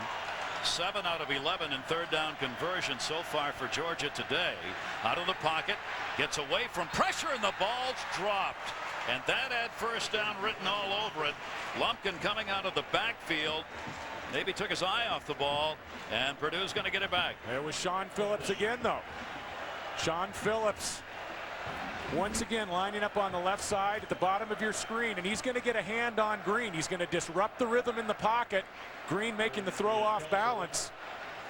That's really not on Lumpkin. That was not a well-delivered ball, and you got to give credit once again to Sean Phillips. Eli Kelso, the freshman kicker, back inside his own 5. So Georgia now in their last 4 drives have had to punt it 3 times, have had a fumble, and this one will be put to Chambers about the 36, 40. Breaks one tackle, breaks a couple, over midfield, flag down on the return. 46-yard kick, a 17-yard return. Derek White on the hit. Now the flags start to pile up. So Tiller concerned, he wants that field position if it's against Purdue to drive them back into their own territory. Both teams have very gifted punt returners. In fact, the best punt returners respectively in the history of each school. You know, we had Damian Gary, got to look at him in the first half, and Anthony Chambers broken all the records at Purdue. See if we can pick up the penalty. There's the block in the back on the left side of the screen. And it is against Purdue. So that'll cost them a little bit on the field position. Timeout will be taken here. Purdue's got the football. Georgia the lead, 24-10. Georgia with that 24-10 lead. They get the football back. They are 20, 15, and 3 in bowl appearances in the great history of Georgia football. Lumpkin in the backfield on the carry and going nowhere. Well, the Purdue defense is getting it done and driving back to about the 20 as Kevin Nesfield, for a loss of 3 on that tackle. Brock Spack, the defensive coordinator for Purdue, says that Nesfield is what we're all about at Purdue. You know, he exceeds his athletic abilities, plays hard every play, great motor, a lunch pail type guy, always packs it, brings it to the office, and he wins this battle. Georgia had 306 yards in the first half. Here in the third quarter, they're down to 18. Flicking over the middle, open, up to the 40. Flag goes down. That's where the tackle will be made. Ben Watson again, the tight end. That's a great flag down, though, near the reception.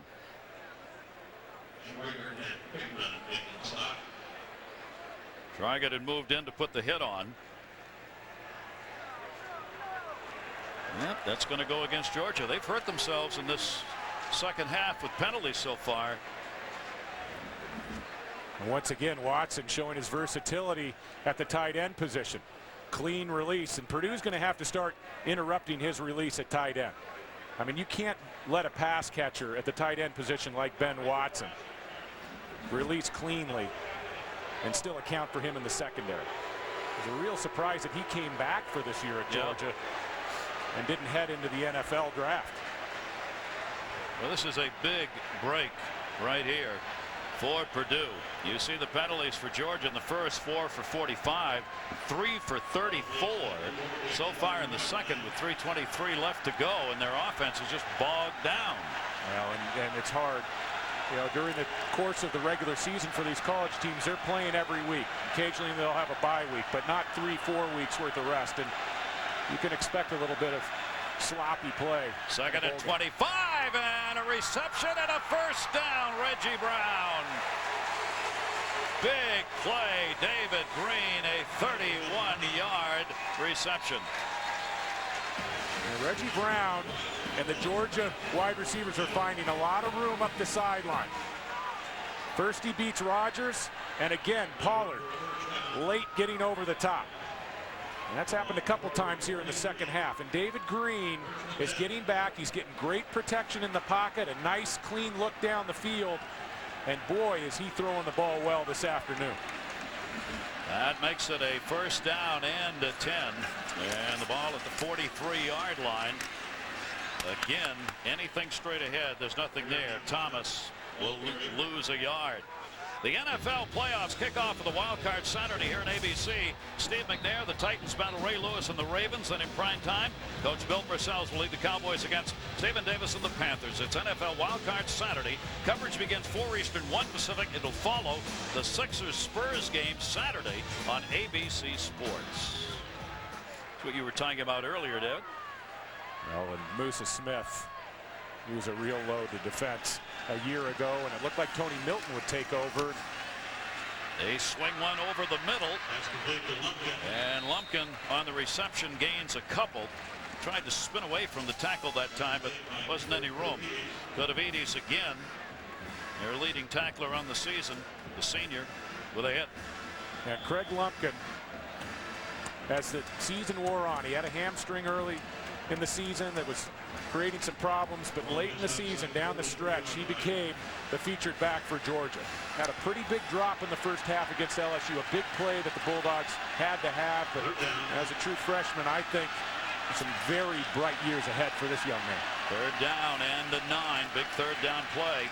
Out of the shotgun, rushes on. They screen it over to the left side, and a fine tackle made for no gain. Antoine Rogers. It looked like there was going to be some running room over there, and then all of a sudden, none. Now David Green really delayed on this, really sold the pass, let things string out, and if Rogers, you're absolutely right, Gary, if Antoine Rogers doesn't pick up the slack there, I memean, he's still running. So Georgia's got to turn the football over, kicking back from about the 30-yard line. Like Kelso. Back at the 10 is going to be Chambers for Purdue, as the punters now playing an important role here in this second half. Rush was on, line drive kick taken at the 11-yard line to the 20. Flags go down behind the play and out of bounds near the 30. It's gotten so there's rarely a kicking situation where you don't have a flag go down. Holding, clipping. And that was a pretty easy one to call. It was either number 22 Jerome Brooks or Bernard Pollard, number 31. But clearly another block in the back, and special teams with this 3-4 week layoff can get sloppy, and it has been this afternoon. You can see how it's heated up as we've gone along, the emotions of this game, the officials moving in to separate players after the whistle. And Joe Tiller, he's over on the sidelines, and his defense has come up with some big stops here in the second half. The problem, Kyle Orton and the offense have not been able to capitalize. This one's going to go against Purdue.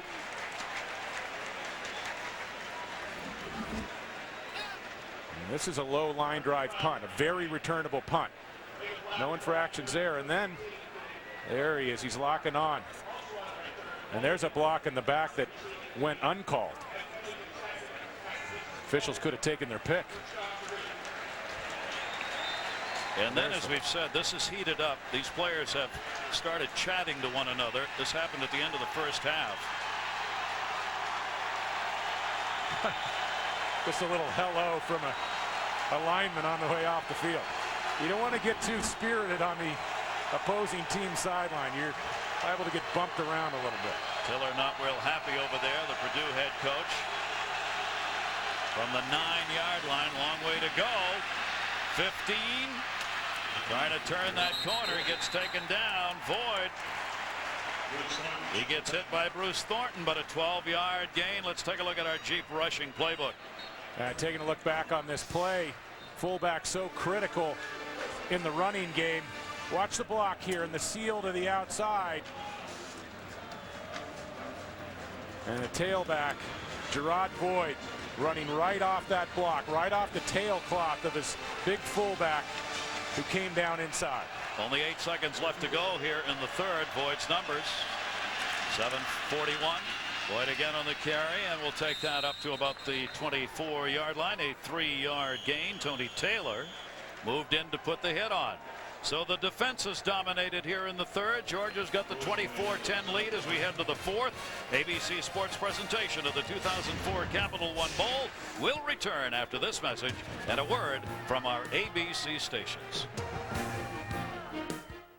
Fourth quarter of our Capital One Bowl here in Orlando. No scoring in the third. Georgia's got the 24-10 lead.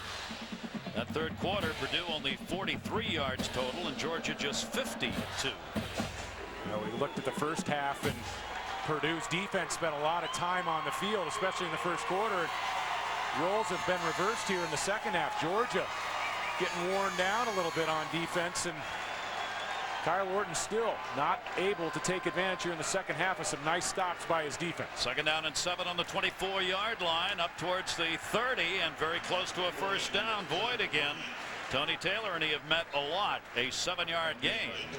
And it is a first down for Purdue.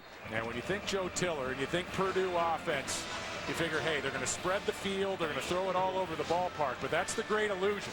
They'll spread you out, but they're very stubborn about running the football. And in that overtime game against Ohio State, really the most critical game of the year for Purdue, they stuck with the running game, and finally things started to open up in the fourth quarter. And in this football game, Gary, Purdue starting to have some success. 53 yards for Void so far on the ground. Orton again on the handoff as they try and go between tackles. Gain of a couple on that one. Odell Thurman was right there to put the hit on. Couple huge wins down the stretch. The most important against Florida State. And all of a sudden he's operating with a new contract. Second down and 7.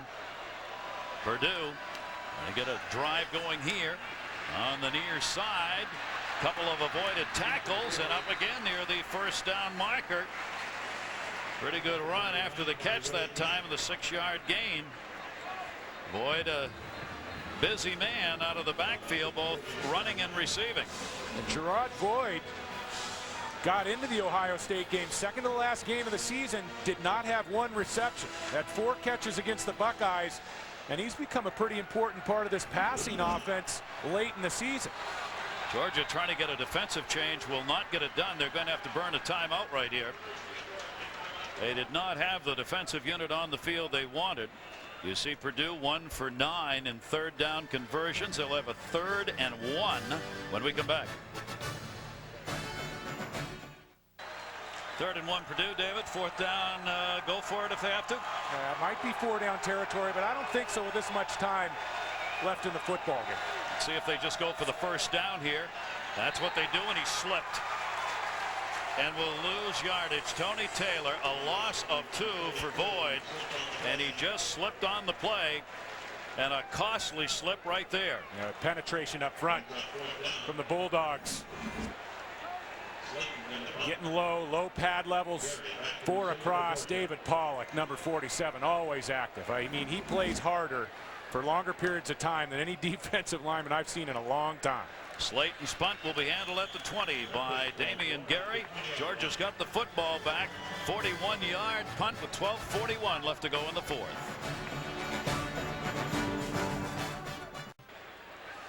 For Georgia, Fred Gibson's had a couple of touchdown passes. Billy Bennett has kicked a 28-yard field goal in this game. Orton ran one in for Purdue. Jones, 27-yard field goal. 24-10. Purdue back, looking on a first down long bomb play, and down goes Orton. He got taken out by David Pollock, 5-yard loss. Let's go up to Pasadena. John. Thanks, John. What a matchup. What a talked about game. That one up to the 40-yard line will be shy of a first down, but a 12-yard gain. Jerry. Guys, my pleasure to be introducing you the Executive Vice President of Brand Marketing for Capital One, Bill McDonald. And Bill, what is your company trying to convey with your involvement in collegiate athletics? Well, Dr. Jerry, as you can see, it begins with community with this beautiful trophy. And the Bull Foundation does a fantastic job with a focus on youth in crisis and commitment to kids camps and Capital One Kids cafes as well. You know, your company extensively involved with the Disney family of networks, Capital One Bowl Week, this Capital One Bowl, and the latest venture, the Mascot Challenge. How did that come about? Well, we wanted to do something fun and different and interruptive, and so we're celebrating not the star quarterback or the cheerleader, but the big fuzzy mascot, which really symbolizes the spirit and pageantry of college football. Thank you so much for what you guys have done for collegiate athletics and for Capital One's involvement here in this bowl game. It's a delight, Dr. Jerry. There's a 1st and 10 play brought up to the 40-yard line. Stubblefield, the last 2 receptions, one for 6 yards, that one for 13. Another first down, and Purdue's moving the football. 3 straight routes by Taylor Stubblefield, 3 straight completions. And when he works in the slot, he is just so much fun to watch. Two-way go, finds voids and defenses. That one down the middle of 10, the 5, just shy of the touchdown. Oh, the 40-yard gain on that one. Thornton got back on Stubblefield, and Purdue, with 9:27 to go in the 4th, on the verge of another TD. Again, from the slot, a go route, straight down the seam. And this was Kyle Orton's best throw of the football game. I mean, he got back 5 steps, got his right foot set in the pocket, and threw a beautiful ball down the center of the field. Stubblefield just a half step from scoring. Purdue fans coming to their feet. The Georgia defense wants a timeout. Well, lordy, lordy.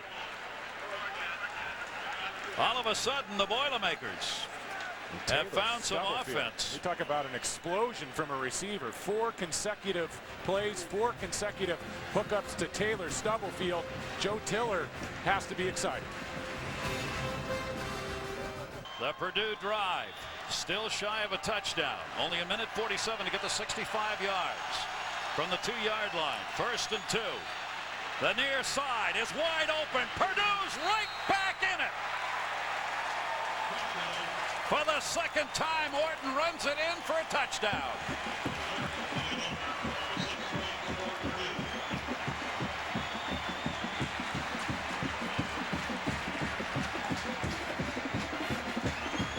He is not known for carrying the football. They faked the ISO play and a tremendous sell. Great action in the backfield. What a fake by Kyle Orton. And he just walked in. He had 1 TD during the previous games. He's got 2 in this one. That one is through the uprights, and we've got a 24-17 game as Ben Jones puts it home. Let's take a look at the Pontiac high performance drive summary. 6 plays, 68 yards, a minute 53, the 2-yard run by Orton for the touchdown.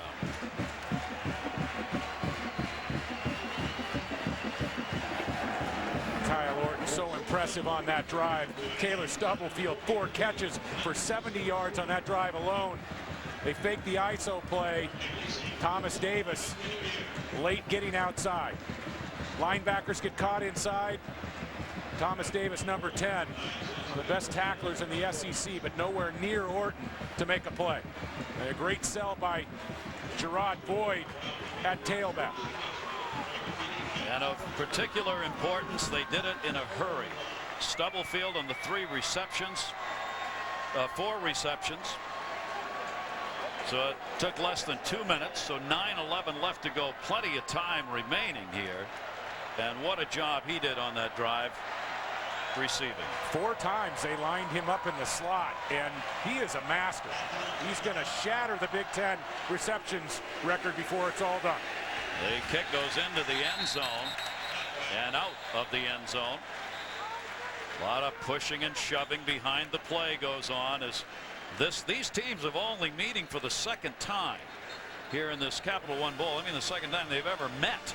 But boy, the feelings just have heated up as this game has gone along. And now control's vitally important because you cannot take a bad penalty for either team in this game. Well, you have to give some credit to the Purdue defense. Mark Richt obviously concerned. He had a great play calling rhythm going in the first half. 24-0 lead. But Joe Tiller's team is very resilient, and they've found themselves in some difficult situations over the last 3 years, and they have always been the type of team to respond. Lumpkin in the backfield. Green out of the gun, looking over the middle. Lumpkin's open, 25, and there he is taken down. Gain of 8, too shy of that first down. But a great shot here in Orlando. Georgia and Purdue in the Capital One Bowl. They spread the receivers, 2 to the right, 1 to the near side. Green worked out of that shotgun. The lefty puts it over the middle, and that will be enough for the first down and then some. About the 36-yard line, an 8-yard gain as Damian Gary, the speedster who had 41 receptions during the year, senior, caught that one. And Purdue, we talked about their defensive effort. They have taken Fred Gibson, number 82, out of the game. Green going to Gary, using Brown quite a bit in this football game, but with the exception of the 2 touchdown catches by Gibson, he hasn't had a reception since. Big first down for Georgia. The ball at the 36-yard line. Same pro set here with 2 to the wide side. Back into the middle. It's going to be overthrown, incomplete. And Purdue will take some of those because that's also going to stop the clock. Ben Watson, the intended receiver. Hope you're having a great New Year's Day wherever you are. The Boilermakers and the Bulldogs going at it. 64,565 on hand for our Capital One Bowl. Taylor Stubblefield, when you line him up inside in a 3 wide receiver set, always does a great job of setting up linebackers, working in the little voids, spaces in the secondary, and then the big ball down the seam. Second down and 10 on the handoff to the 40, 45, and a first down. Little surprise, Lumpkin, an 11-yard gain on that. Swigert finally moved in and put the hit on, but it's another Georgia first down. Well, Musa Smith moving on. Tony Milton getting injured. Craig Lumpkin comes out of high school, first-year freshman. Accolades were plentiful at the high school level. Parade All-American, and he has shown up this afternoon. Good blocking inside. Open that up for him. First down and 10. Georgia at their own 47-yard line. Green back of the 40 to pass. Goes for the completion. And another first down. Great extra effort right there by Sean Bailey for an 11-yard gain. He's a freshman. I sat next to Mark Richt at a luncheon earlier this week, and he is so high on Sean Bailey. He believes that Sean Bailey is the next big-time All-American wide receiver at the University of Georgia. And what an escape to move the chains. First down. Double of receptions for 19 yards for Bailey, who comes out. Georgia moves into Purdue territory. 24-17, Georgia leading it. Purdue needs that football back. Lumpkin again on the carry. And he's down inside the 35-yard line. We'll check in with Jerry Bunch, Doctor. A second down and 3.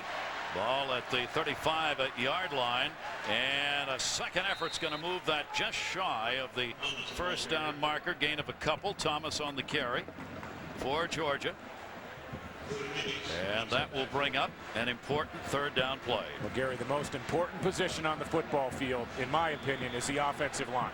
And Purdue closing this game to a touchdown. Georgia had a 24-zip lead.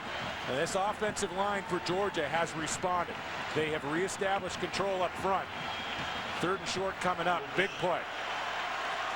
Purdue defense. Can they take this to a fourth down? Green with the eye. Couple of receivers each side. Third down and 2. Going to pass for it near side. Immediate tackle at the 30. Fred Gibson, a 5-yard gain and a big third down play. First down. There's Fred Gibson. This is just a hitch route. Establish the deep threat, stop on a dime, back pocket catch. One of those, David, where all you want to do is make sure you've got to that first down. And you want to keep the ball away from the defender as he breaks on the football. That's why you want to place it in that back pocket. David Green, his footwork, his accuracy, his command at the line of scrimmage, it's been super today.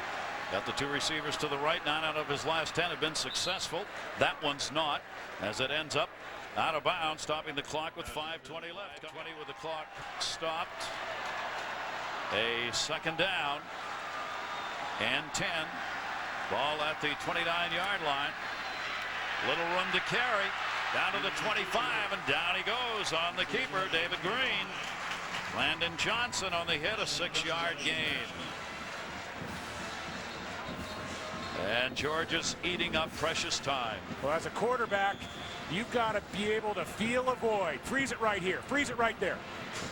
Look at this lane for David Green. He's looking down the field, but in his peripheral vision, he's feeling the rush and feeling voids up front. And he felt that seam and took advantage of it. 8 for 15, third down conversions. This is a 3rd down and 4, and a timeout's going to be taken by Georgia. So Green will bring it off, and another big 3rd down play. Georgia's got the lead 24-17. Leadership by Green was vital, they said, before this game started, they being the coaching staff of Georgia. I have to say the leadership has been there, and the execution has been as well in the passing game. 3rd down and 4. Ball at the 23. Georgia in Purdue territory. 2 wideouts to the near side. Lone running back looking into that corner. End zone. Caught out of bounds. Reggie Brown. And different rules, Gary. In the NFL, they'll make a ruling on the field and try to judge whether a receiver comes down with 2 feet in bounds. Obviously in college, you only have to get 1 foot down, but there's no judgment as to whether you would have come down or not. You either get a foot down or it's an incomplete pass. And Brown, just a spectacular catch, but not able to get that left foot down in the green painted area in the end zone. A 40-yard field goal attempt by Billy Bennett, one of the best ever, puts this one up, and it is good.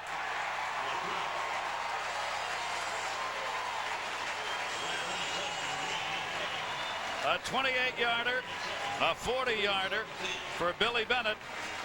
And how big was that kick? 27-17 Georgia. Huge. And what a story, Billy Bennett. They had the disappointment, the 17-10 loss at LSU early in the season, missed 3 field goals. But with the exception of that football game, he has been first team All-American. And now in the record books. 12 for 12 in field goals this season, 87 career field goals. That all-time mark. And a fine drive capped by Bennett. 12 plays, 57 yards, 4:44 it took to get there. And there for Billy Bennett are the highs and lows. Well, and unfortunately, sometimes people tend to remember big misses in big games. But I'll tell you what, Billy Bennett came back in the SEC championship game and had himself a heck of a ball game. Field goals. I mean, he is a smooth stroke, and I know there are going to be a lot of NFL teams. They're going to be looking very seriously at Billy Bennett. Now Purdue has got to have a couple of scores after they'd gotten it to a touchdown. 4:27 remaining to go here in the 4th. That'll be handled at the 10. Void. 20. 30. Good return to the 36, a 26-yard return. Sean Jones put the hit on, but as Purdue did in their last possession, they've got to move the football quickly now. Well, they have to move the football quickly, and the offensive line, as we look at a reminder coming up. How about this football game, Gary? BCS Rose Bowl, USC Michigan. That's coming up right after we've completed our game here in Orlando. Orton, dislocated thumb on that left side. Came back after missing about a series. Now try and mount an enormous comeback, and you see the jump. Georgia claiming it was the Purdue lineman moving, of course. Dead ball. False start. Offense. And right they were. 5 yards. It remains first down. Kelly Butler moved a little, and Georgia immediately made sure they took advantage of it. Butler has loads of skill and 6'8", 320 pounds. When you're going up against Gathers and Pollock as defensive ends, from time to time you can get a little bit antsy. But talk about Billy Bennett, NFL scouts getting interested. They're plenty interested in Kelly Butler. Purdue first down and 15 now. Orton back, gets away from one tackler, has a block in front of him, and then just heaves it out of bounds as he had nobody open downfield. Let's check in again with Dr. Jerry Punch. Guys, Kyle Orton showed a lot of courage here today, playing banged up with that hurt thumb. You know, he grew up in Altoona, Iowa, a huge Nebraska Cornhusker fan, and that's why he wears number 18. He wears it here, and he wore it in high school because he admired Brooke Berringer. He said Brooke was unselfish, he was courageous. Remember, he stepped in for Tommy Frazier years ago and helped get Nebraska to the Orange Bowl, and then was unselfish enough to step aside and let Tommy start that football game. He said, I always admired that of Brooke Berringer, and that's why I wear number 18. He showed a lot of that same courage here today. He has done that. He's led the Purdue comeback. He's gone 12 out of his last 15. Orton out of the shotgun, pumps, wants to go long over the middle, almost intercepted. Tim Jennings had the position on the receiver. And Orton has to be careful. Down 10 points. I mean, you got to get the ball down the football field, but you can't make risky throws, and you can't get greedy. That was not a situation where he had an open receiver in Stubblefield, and lucky to get away with that one. Tim Jennings has had really a nice football game. He stepped in for DeCorey Bryant earlier in the season. Bryant had the neck injury, and Jennings really improving down the stretch for Georgia. 2 for 11 on those third down conversions for Purdue. It's 3rd and 15. Orton back, and it's blocked at the last second. Knocked away. David Pollock. That was a fumble. And he brought that arm forward or not? No. David Pollock. I've heard so much. Gathers on the bottom of the screen, but David Pollock is eventually going to find his way inside. He just keeps working. And Pollock almost got himself a double there. A sack and a fumble recovery. This will be kicked from the 15-yard line. Fair catch call for at the 35, where Georgia will take over after that 40-yard punt. David Pollock involved. His coaching staff saying he has been the mainstay of our defensive unit. And he wants to be a high school head football coach. I have a feeling he may be playing some more football before he gets there, though. I have a feeling he won't have trouble getting his kids' attention either. He was a finalist for the Lombardi Trophy. And will he return next year? No answer. I think it's about 50-50 according to Mark Richt, and he'll sit down and get some advice. And his numbers dropped off this year. Had All-American numbers a year ago, but to be fair to it, he spent the better part of the year facing double teams. And I was talking to Mark Richt about it. Mark Richt said a lot of times they just tackle him. They take the holding call. Only 4.5 sacks this year, but a whole host of quarterback pressures. Dead ball, delay game. Offense, 5. Still Well, first down. David Green came up to argue with the official. They've been called for a delay of game here. That's 3:29 to go. You have a 10-point lead. No timeouts. You want to be crisp in your execution, getting the plays in, getting in and out of the huddle. You don't want to be starting 1st and 15. That's inviting danger. Ball at the 30-yard line. Georgia, their own territory. 3:29 on the clock running here. That'll be brought up over the 35 to about the 38-yard line. Lumpkin again on the carry, an 8-yard gain before Schweiker was able to move in and put the hit on him. One that finally will get played after about as many words have been spoken about that football game as any in college history. It'll be a 2nd down and 12 out of the backfield. Lumpkin again, not going to go anywhere. Gain of maybe 2. Purdue defense there. Brent Grover moved in. Timeout again will be taken by Purdue, trying to conserve on the clock and get the football back. 3rd down and 16 for Georgia. Green, Lumpkin on the carry. Over the 30, 35, 40. Not enough for a first down. Picks it up to about the 43-yard line. Landon Johnson in 12-yard gain. But with that penalty, they needed more. Georgia keeps the clock running. Also improves the field position. And Purdue's going to have to score quickly, whether it's a field goal or a touchdown, and then look for an onside kick. Still plenty of time. And Lumpkin has gotten great help up front from the heavies. The offensive line for Georgia. And David, for the first time this year, Georgia's got a 100-yard game out of a rusher. Hallelujah. He's got 107 yards on 23 carries. It was a long time coming, but Lumpkin sure has earned those yards. Course of the season, you have to go back to 72 for the last time Georgia did not have a 100-yard game from a rusher.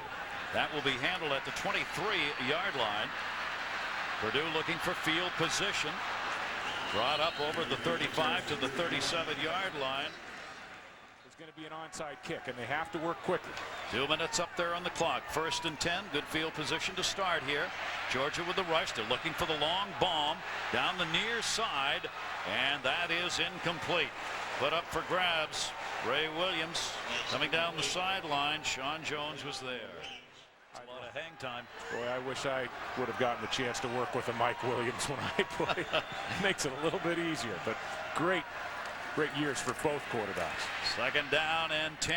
That's completed. The 40. Can he go all the way? Down to the 20, 15, 10, 5. Out of bounds at about the 2. John Standiford. That's the big play. They needed 60 yards covered. Now you get an idea of Kyle Orton's arm strength. I mean, this is a big-time ball to the outside. Drops it into the hole among 3 Georgia defenders, and Standiford has excellent speed. Very deceptive speed. We talked about Jock Reeves, the cornerback, being sent home. Standiford, probably the fastest Boilermaker on the field today, and just missed scoring a big touchdown. 6 receptions for 95 yards, out of bounds at the 3.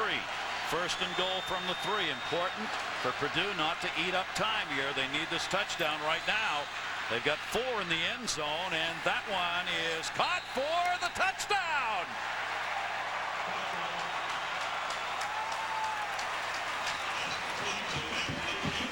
Chambers the reception, and Purdue is not going to go easy. And that Bennett field goal looms enormous. Anthony Chambers working in very tight quarters. Orton had the ability to sit back and count the house. Great job by the Purdue offensive line up front, giving Orton a lot of time to operate. Big point after. It's up, and Jones, it's good. Here's the onside kick. You see the line, it's got to cross.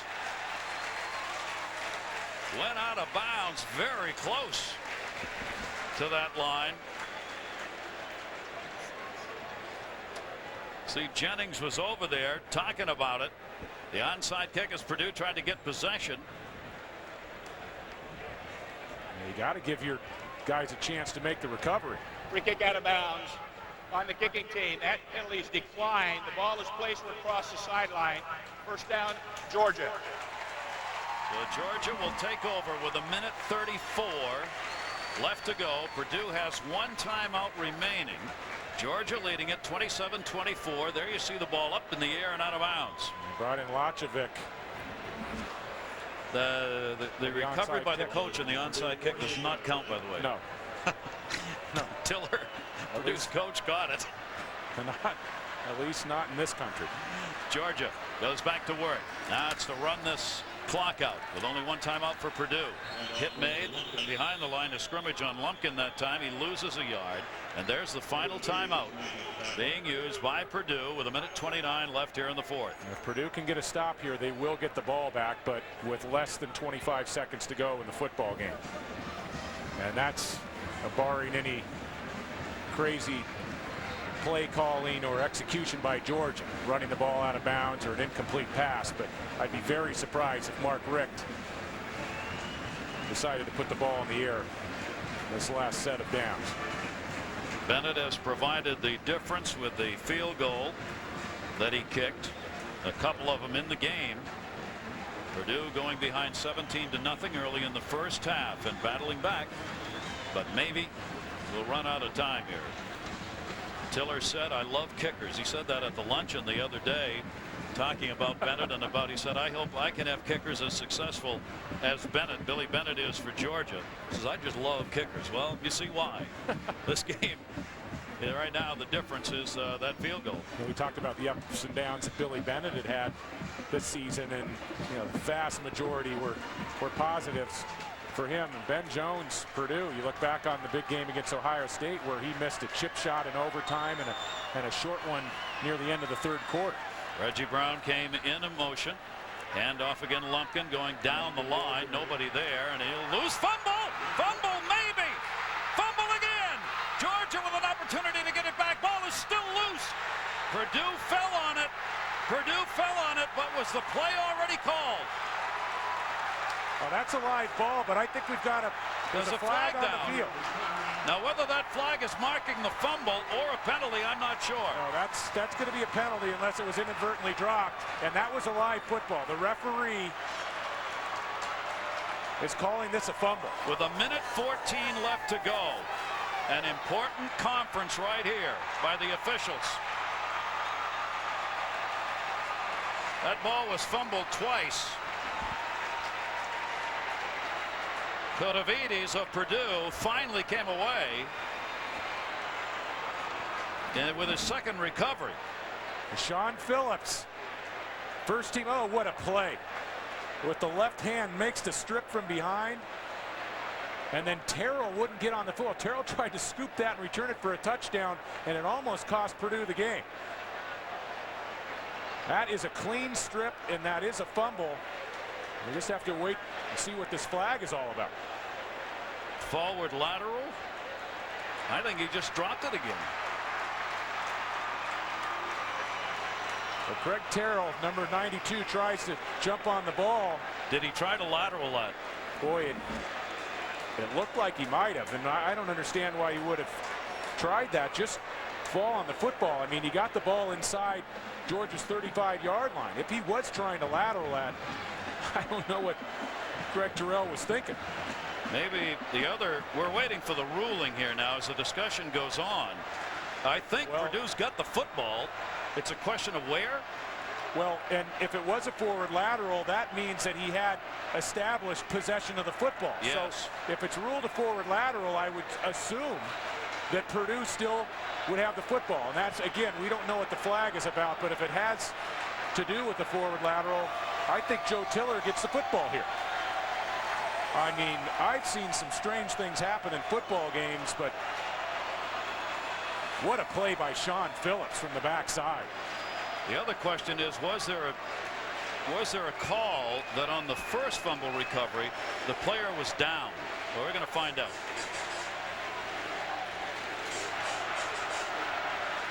Purdue recovered the first fumble. Prior to the loss of possession of the second fumble, the player's knees was down. There is no foul in the play. First down, Purdue. Purdue's got it. With 1:14 left to go. Jolovic, Vedran Jolovic, number 62, was the man who came away with a fumble, and they said he was down, and that's where the ball will be spotted. Well, I think they're going to call the ball down right here. That's Terrell. Terrell had his knee down, and the flag, and we'd have to talk to the officials after the game, but I think the flag was for a forward lateral, a forward pass during the play, an illegal forward pass. But they got together, they sorted out, and they ruled that Terrell was down, and it was the correct call. Now with 1:14 left to go, neither team has a timeout remaining. The ball will be spotted at the 34-yard line. Purdue trailing by 3. First down and 10. Georgia has no timeouts. I mean, Purdue just wants to get in field goal range here. 5 receivers. Orton's working out of the gun. Everybody heading across the middle. That'll be taken down. Another fumble, but hang on. No fumble. The reception by Standiford, and then he was down, an 8-yard gain. Boy, did he get hit. So they ruled he was down. Stanford, I mean, he took a big hit. Wow. What a shot by Ray Gant. Standiford going to stay in the football game. Well, Ray Gant, the reserve defensive tackle, dropped back into pass coverage. From a 17-0 deficit, Purdue has come back to within 3. Clock is running with 1:09 left to go. Orton playing with a dislocated thumb on his non-throwing hand. The quarterback for Purdue looking into the end zone, lobs one. No chance near side and no chance to catch the football for Ray Williams. Will it be the Purdue kicker, Ben Jones? You talked about this earlier, David. Yeah, gets Ohio State. And that was at the end of the third quarter, and this was in overtime. Ohio State had a 3-point lead. That was the end of the ball game. And Ben Jones this year 9 of 10 from beyond 40 yards, and the only miss there was beyond 50. It was a 53-yard attempt, so he's plenty accurate from long distance. As it stands right here, it would be about a 45-yard kick. Orton's got a 3rd down and 3. Ball at the Georgia 27-yard line. Orton with 4 receivers available into the middle. That's incomplete and almost intercepted. That ball stayed up in the air. Intended for Standiford. Jennings over there on the coverage. That is a rare instance where you'll see John Standiford use bad hand position. 53 seconds left in the 4th. He tried to make a thumbs in catch and instead of keeping the thumbs outside. You want to make a cradle catch there instead of a backhanded catch with both hands. First things first, the field goal. Even if it's kicked and goes in, there's still going to be time for the ball to be taken back by Georgia. Plenty of time. 53 seconds is a world of time. Remember, the clock stops on first downs in college football. But first, 8 for 8 from the 40 to 49. The kick is up. The kick is good. Purdue's battle back. Ben Jones has tied it with 49 seconds left.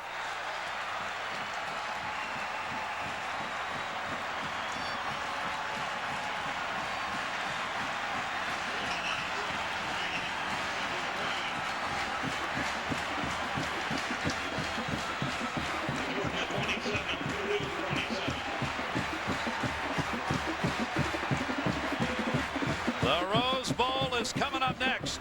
Just let them try and equal this game. They're going to have to hold on. What a comeback. We have already noted the biggest bowl comeback involved these clubs in 2000.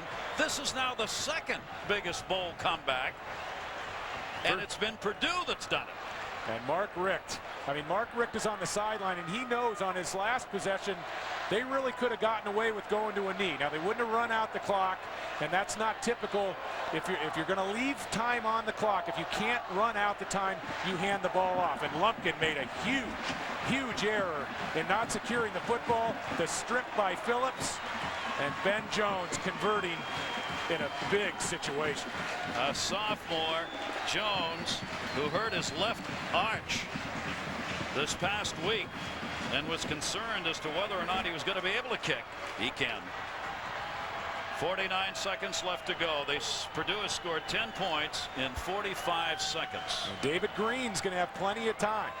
If you work beyond the first down chains, you can get your team in field goal range. Billy Bennett has plenty of leg. But also, play calling gets sticky. You can't turn it over, or it's advantage Purdue.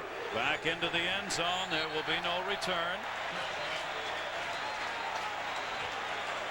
Nor any time taken off the clock. Purdue's touchdown drive took 26 seconds. Their field goal drive took 25 seconds. The points that have tied this up at 27. David Green comes back out. The Rose Bowl is coming up. What a great start here to this tremendous bowl weekend. Georgia from their own 20.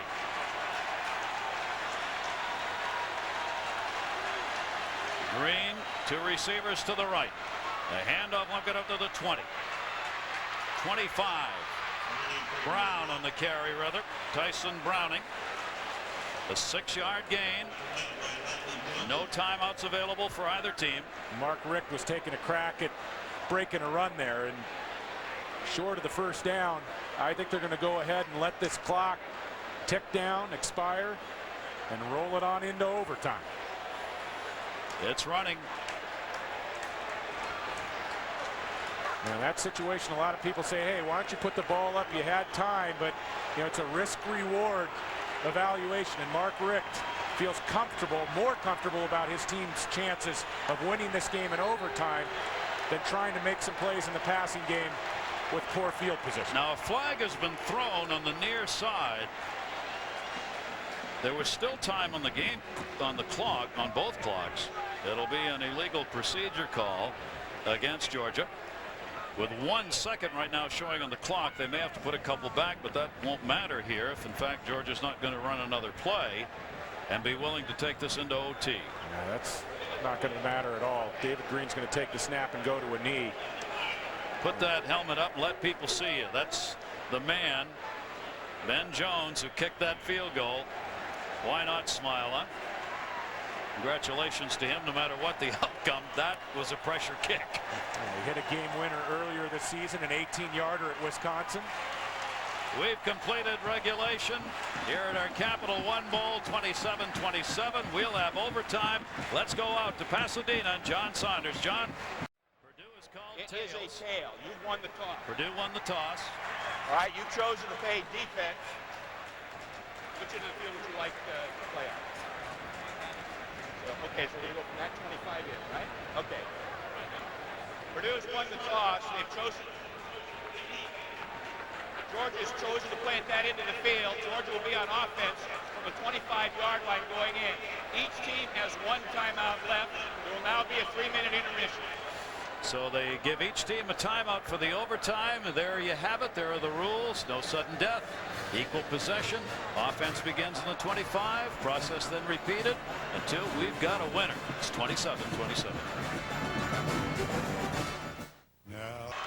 USC Michigan. The Rose Bowl is coming up from Pasadena. That's next here at ABC. But we've got an overtime for you. The first overtime in this bowl game's history. And the last time there was a tie here in this bowl game was '84. Georgia FSU 17-17. Gary, the second time in 3 games that Purdue has gone to overtime. The thriller at the Horseshoe in Columbus, second to the last game of the season.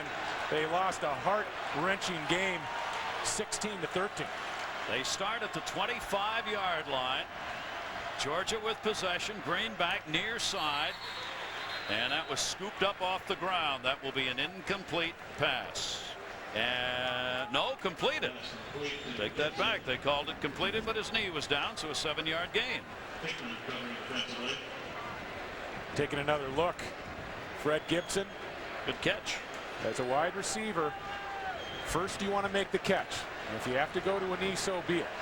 Pick up a nice chunk of yardage on first down, second and short. Work out of that gun again. Green back.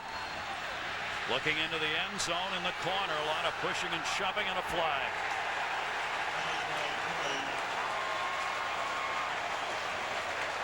Looks like we're going to get a pass interference in the end zone. Ben Watson was working against a Wichiku. The flag came late from the back judge, but there was plenty of contact. Wichiku might have had a handful of jerseys. The officials here in this second half have been some busy. Pass interference defense. By rule, the penalty is a full 15 yards from the previous spot. Automatic first down. Joe Tiller on the sideline, unhappy with this. And you can see down at the bottom of the screen right here. Why don't we go ahead and freeze it? Right here, you can see the left hand. And he's riding him. I mean, that's a tough call right there. I didn't really think he obstructed Ben Watson. And from the 30 and maybe up to the 1 or 2, a yard gain at least. Jeremy Thomas on the carry, the fullback. Keep in mind, even if Georgia gets in, Purdue's going to get a shot here in the overtime. 27-27. It'll bring up a second down and goal.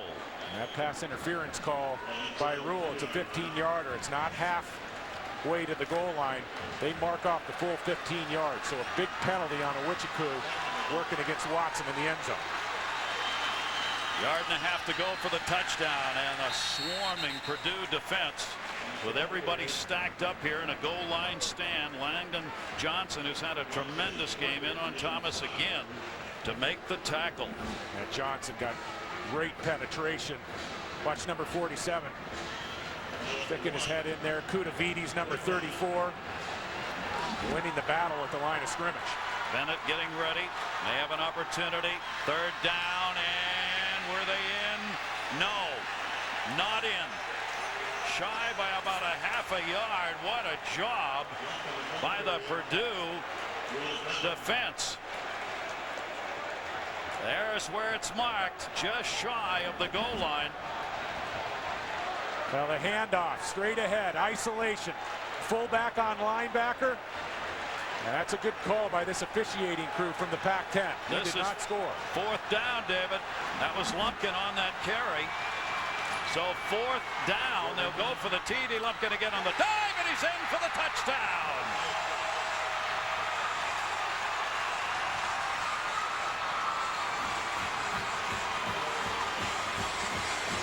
It's not over. Purdue gets a chance.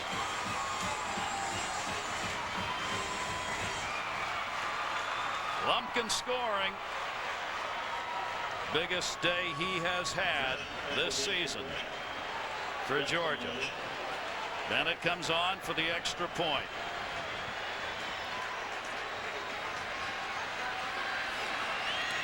That's up. That's good. 34-27. Georgia leads it. Now Purdue gets a chance. Let's go back to Pasadena and John. Well, we wanted some great college football action. We sure got it. Sure got it here, and with that great Rose Bowl game coming up, we're in overtime. Now Purdue, Joe Tiller's team, will get the football and get their shot at it. 24-0 lead for Georgia in the second quarter in this one. And they really could have just run out the clock. I mean, there would have been about 15-20 seconds left on the clock, punting it back to Purdue.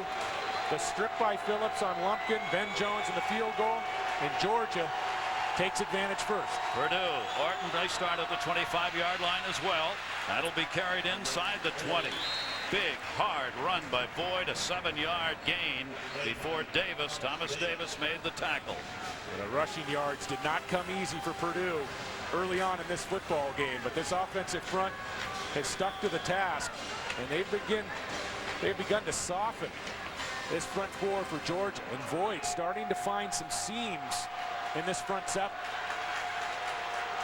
Running right into the fan section of Georgia at this end of the field is Purdue. It's a second down and 3 from the 18. Only 2 on the play clock. They do get it off. Carried off the far side, just shy of the 15-yard line. Boy, that was close to a delay of game call right there. They made it by about a second. Void on the carry, a 2-yard gain. It'll bring up a 3rd and 1. It was a hot day when we started. It's cooled off to the benefit of the players heat-wise. Jim Chaney, not an easy job. This is where you earn your money as an offensive coordinator, because it's do or die time. You got to have some degree of conservative play calling to your package, because if you give up the ball on a turnover, the game's over. 3rd down and 1. They fake it. Orton's going to carry. Orton takes it inside the 10. He's got a first down. So Orton, who has scored 2 touchdowns on the ground today, again crosses up the Georgia defense. Well, he's going to feel it tomorrow. I mean, he's going to be sitting in a whirlpool, and it's not going to be hot. It's going to be filled with ice. Now, Orton, we talked about that Ohio State game. His running was really the difference in getting his team into that overtime game, and so courageous. And he was underrated as a runner coming into this season, and proven a lot of people wrong over the course of the season. 231 yards for him today in the air. First down and goal from the 9. Maybe a couple of yards on the second effort right there. Boyd again on the carry, running into Odell Thurman, who made the tackle. Purdue They've got to score here, and they've got to score a touchdown as Georgia. The biggest celebration in Ford's history is coming to an do-or-die situation in overtime, trailing by 7. 4 straight running plays. They've yet to put the ball in the air. They put receivers to each side, slot one to the right as well. Orton looking, fake the lob, hands off. Not much room, good coverage at about the 9-yard line. Nowhere to go, Jennings. What a play by Jennings, who refused to be faked. From the 8-yard line, again the 3 receivers set to the wide side. Orton out of the shotgun, 5 receivers total. Orton into the end zone, knocked down, but not intercepted. There will be one more play. Arnold Harrison on the knockdown. Well, and if Harrison doesn't get a hand on this, the game's over. Odell Thurman was sitting right in the middle of the end zone, and he makes the interception. Harrison was celebrating after the play, but if he sees this on tape, he'll know that Thurman had a great shot to pick off the pass. One more play. That's what Purdue gets. They've got to score a touchdown in order to keep the overtime alive. 65,000 plus up. Orton, same set, 5 receivers, wide side to the left. Orton looking, got to get to the end zone with it, flag down, knocked away, incomplete, but hang on. Hang on. There's a flag down on the field.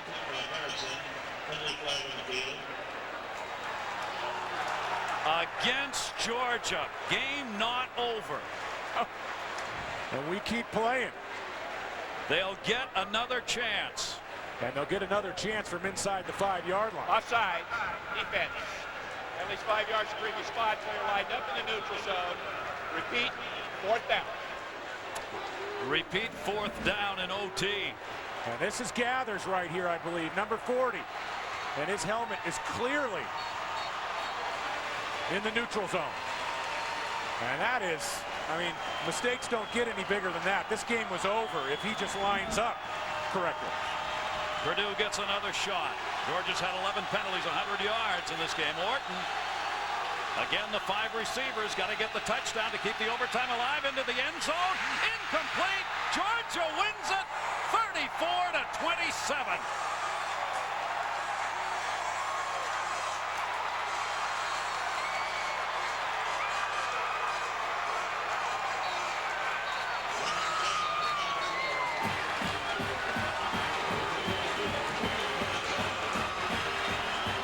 What a football game.